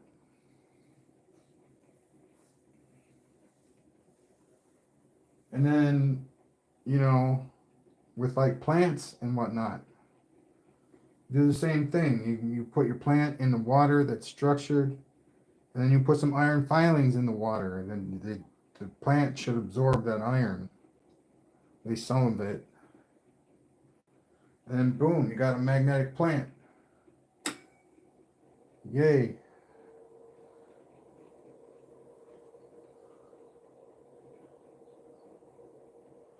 That's what I would love to see. I would love to see, you know, a piece of parsley or celery even, because they both have large veins that will suck stuff up in it. Get, you know, sucked up by one of these magnets over here. That'd be awesome. I mean that. And just like you stick a celery in a cup with dye in it, you stick a celery in a cup in a one wire with your Tesla coil and some iron in there, and then judging from what I hear, the structuring of the frequency like makes everything open up a little bit more.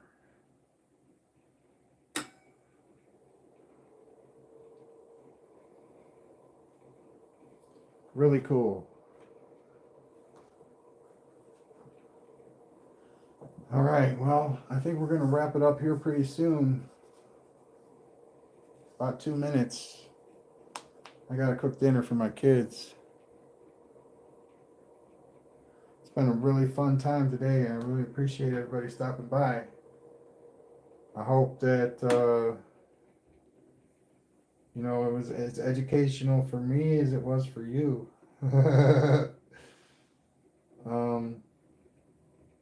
I did set this up twice, and it's virtually, I'll break it down for you. You got your input and your output on 1 and 2, and then you got your output and your input on 3 and 4. And then 5 and 6 are the batteries, and 7 and 8 the trigger. You gotta have them trigger both at the same time, so these swap with these at the same time. All the transmutation stuff, I need to get my own Tesla coil working to do any of those experiments.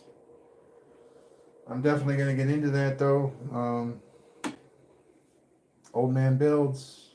Got a coil winder that I'm going to print off. And he's got all the parts I need to make a nice winder. So I think I'm gonna go ahead and do that.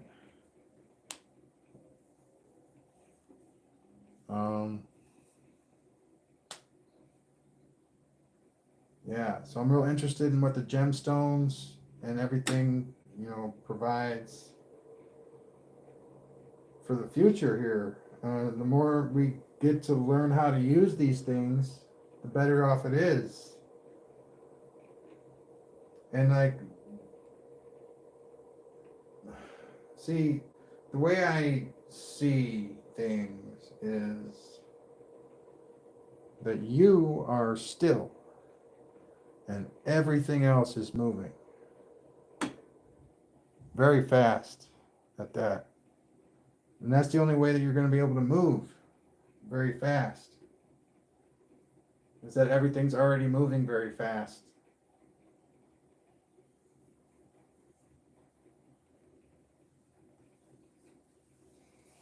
And you just hitch a ride, basically.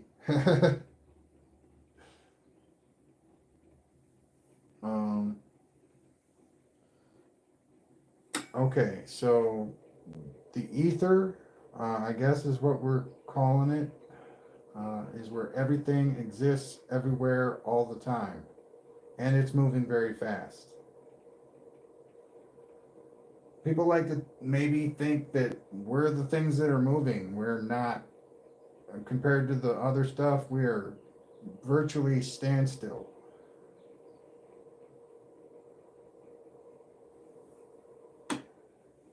And it's like, that's how it exists everywhere all the time, is that it's, and how, like, a few things that help me break it down, you know, so I can understand it a little better. And I don't totally understand it. Is you got two objects. And then there are three possibilities. You got same place, same time, which with physics you can't do that. Okay, same place, same time doesn't work with physics. Okay, and there's this particle. And it's all really intricate. That on one side of the particle, you have physics. On the other side of the particle, you don't. Okay? And I know it's hard to comprehend. And just imagine yourself being everywhere all the time. And not having any physical presence, basically. There's no physical presence.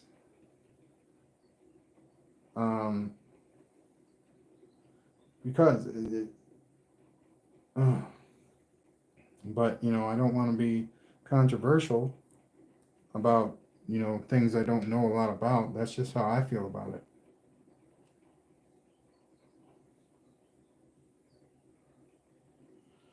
And I'm pretty sure there's lots of people out there that are passionately disagreeing with me right now.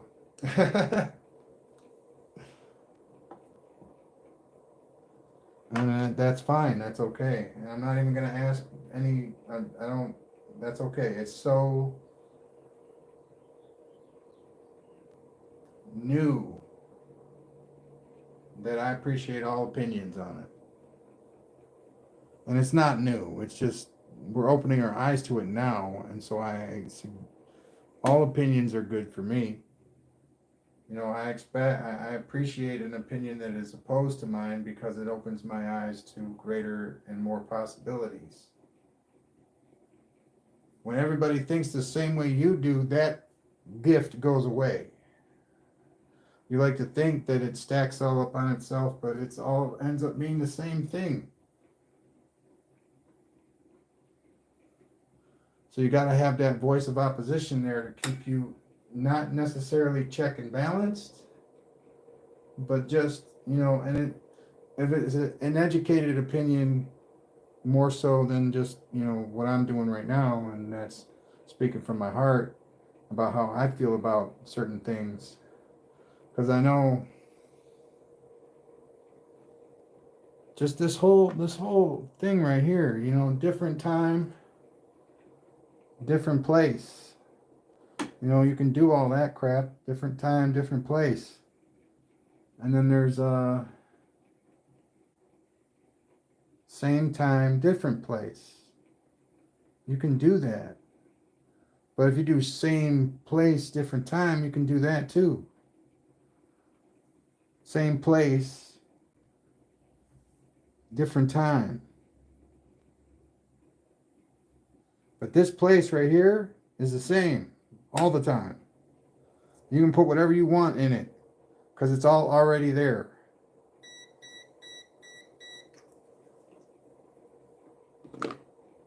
That's how it is.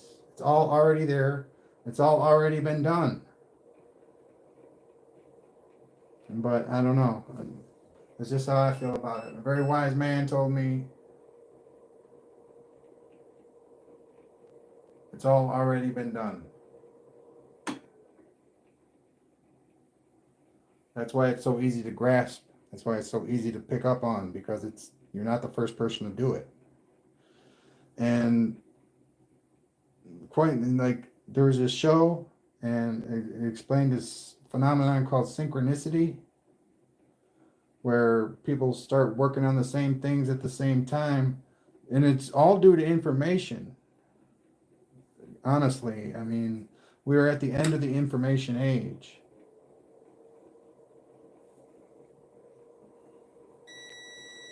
I remember back in the 90s when it all started, the information age.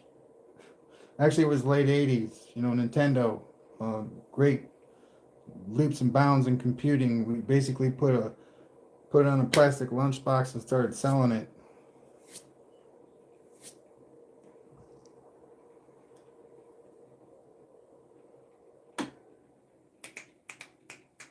But early 90s, internet, boom. That was not the beginning of the information age, but that's when it took off, man. That's when it's like, you can't stop it now.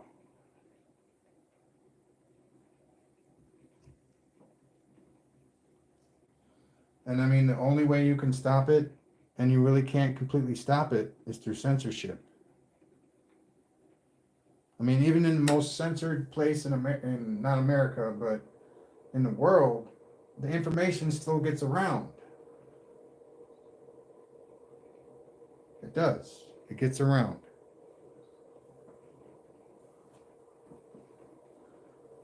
Hey, man, that's awesome.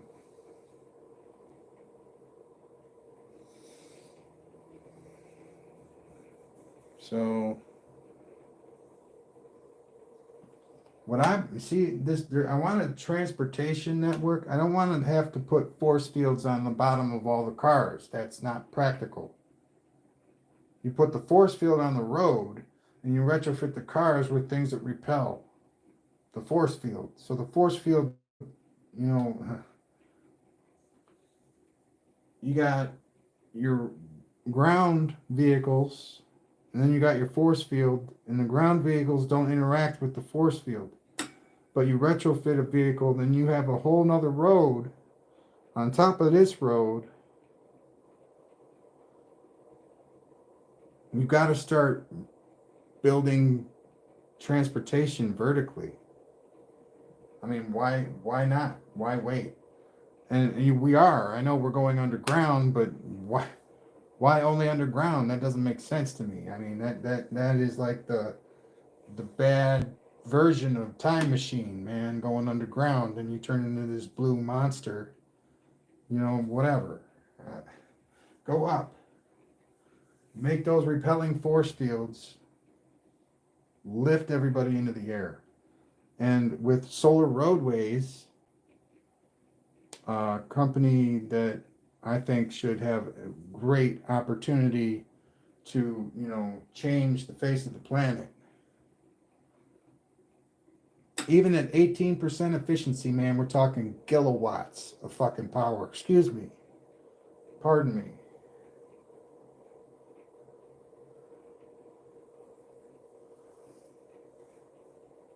And then you just have a Tesla coil that with the repulsion field set at given intervals so that it makes a surface. I don't see what's the problem. I mean, it's going to cost billions of dollars, but we spend billions of dollars on stuff that doesn't make any sense. I mean, yeah, man, we need to start just focusing on what we really are.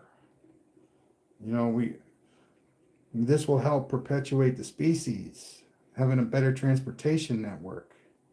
You can even have one of these going over an ocean if you want. And then it'll look like you're just flying over the ocean, man. That would be awesome.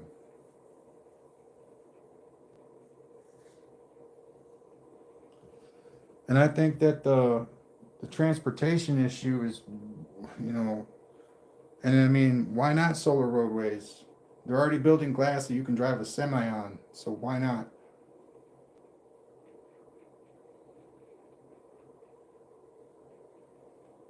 The space age polymer glass, man, that it'll hold a semi.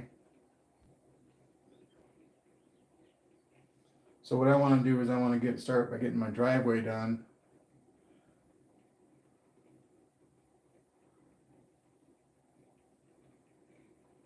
And if, I mean, everybody like gets involved, wow, man, I can just see, and all of the signals and signs and everything will be built right into the road.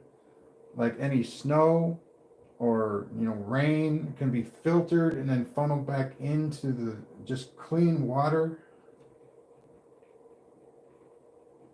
These solar panels for the floor for the road are awesome. My brother did a whole presentation on this stuff, and I believe his name is Scott Brusaw of Solar Roadways. Man, he's a visionary. But and none of this stuff is really inexpensive currently. Will it ever be inexpensive? I don't know. I don't know.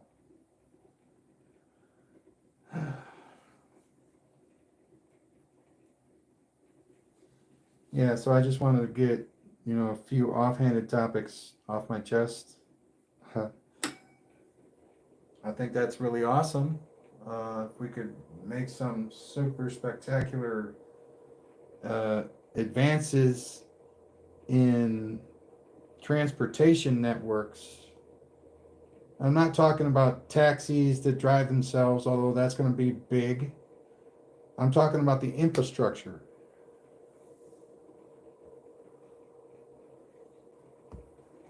Our infrastructure sucks. Literally, the road that they just built or repaved is already all cracked up.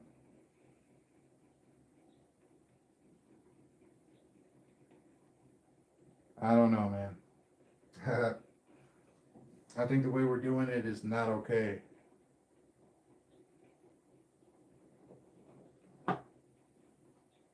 Boop, boop, boop, boop, boop.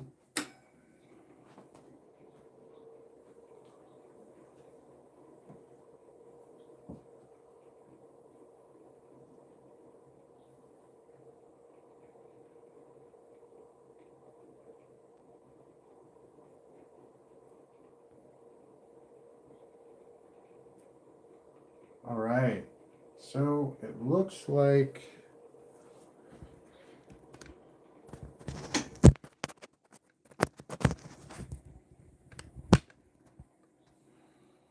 all right, that's good. 32.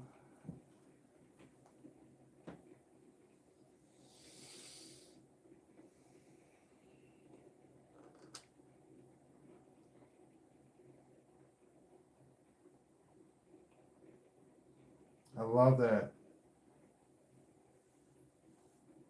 Just at the current voltage, it's moving at a perfect speed that it won't like start shaking the shaft.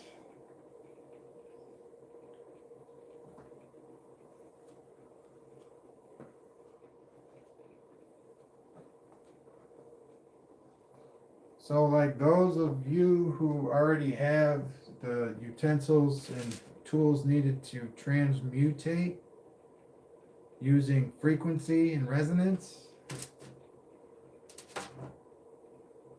take a crystal like so, wrap it in copper that does not have enamel on it, 2 layers at least, put it in here with some water, and then one wire your water, and leave it in there as long as you can without it getting any kind of problem. You want it to resonate. So what I think you really want is to vibrate between the quartz frequency and the copper frequency, and then have it relay like I'm doing it.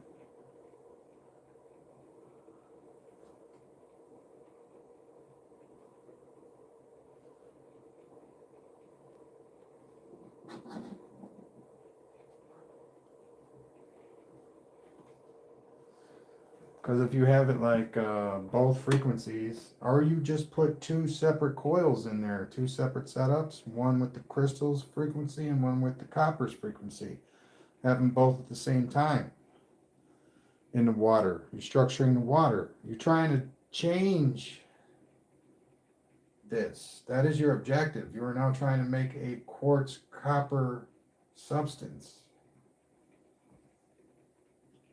I don't know if that's possible or not. From what I'm hearing, it might be a possibility. That would be really awesome.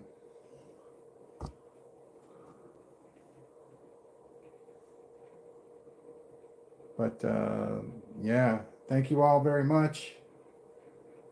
Peace out. Have a wonderful day.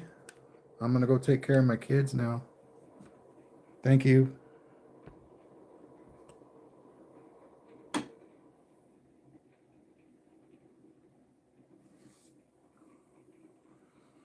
I don't know. Maybe I'll leave it running and go make some dinner real quick.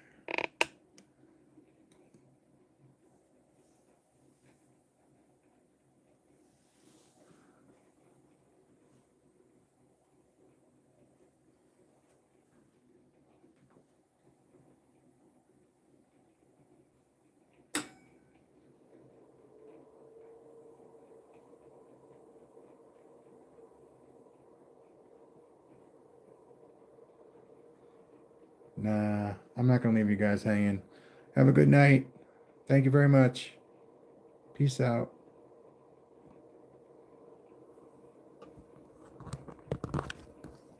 Bye now.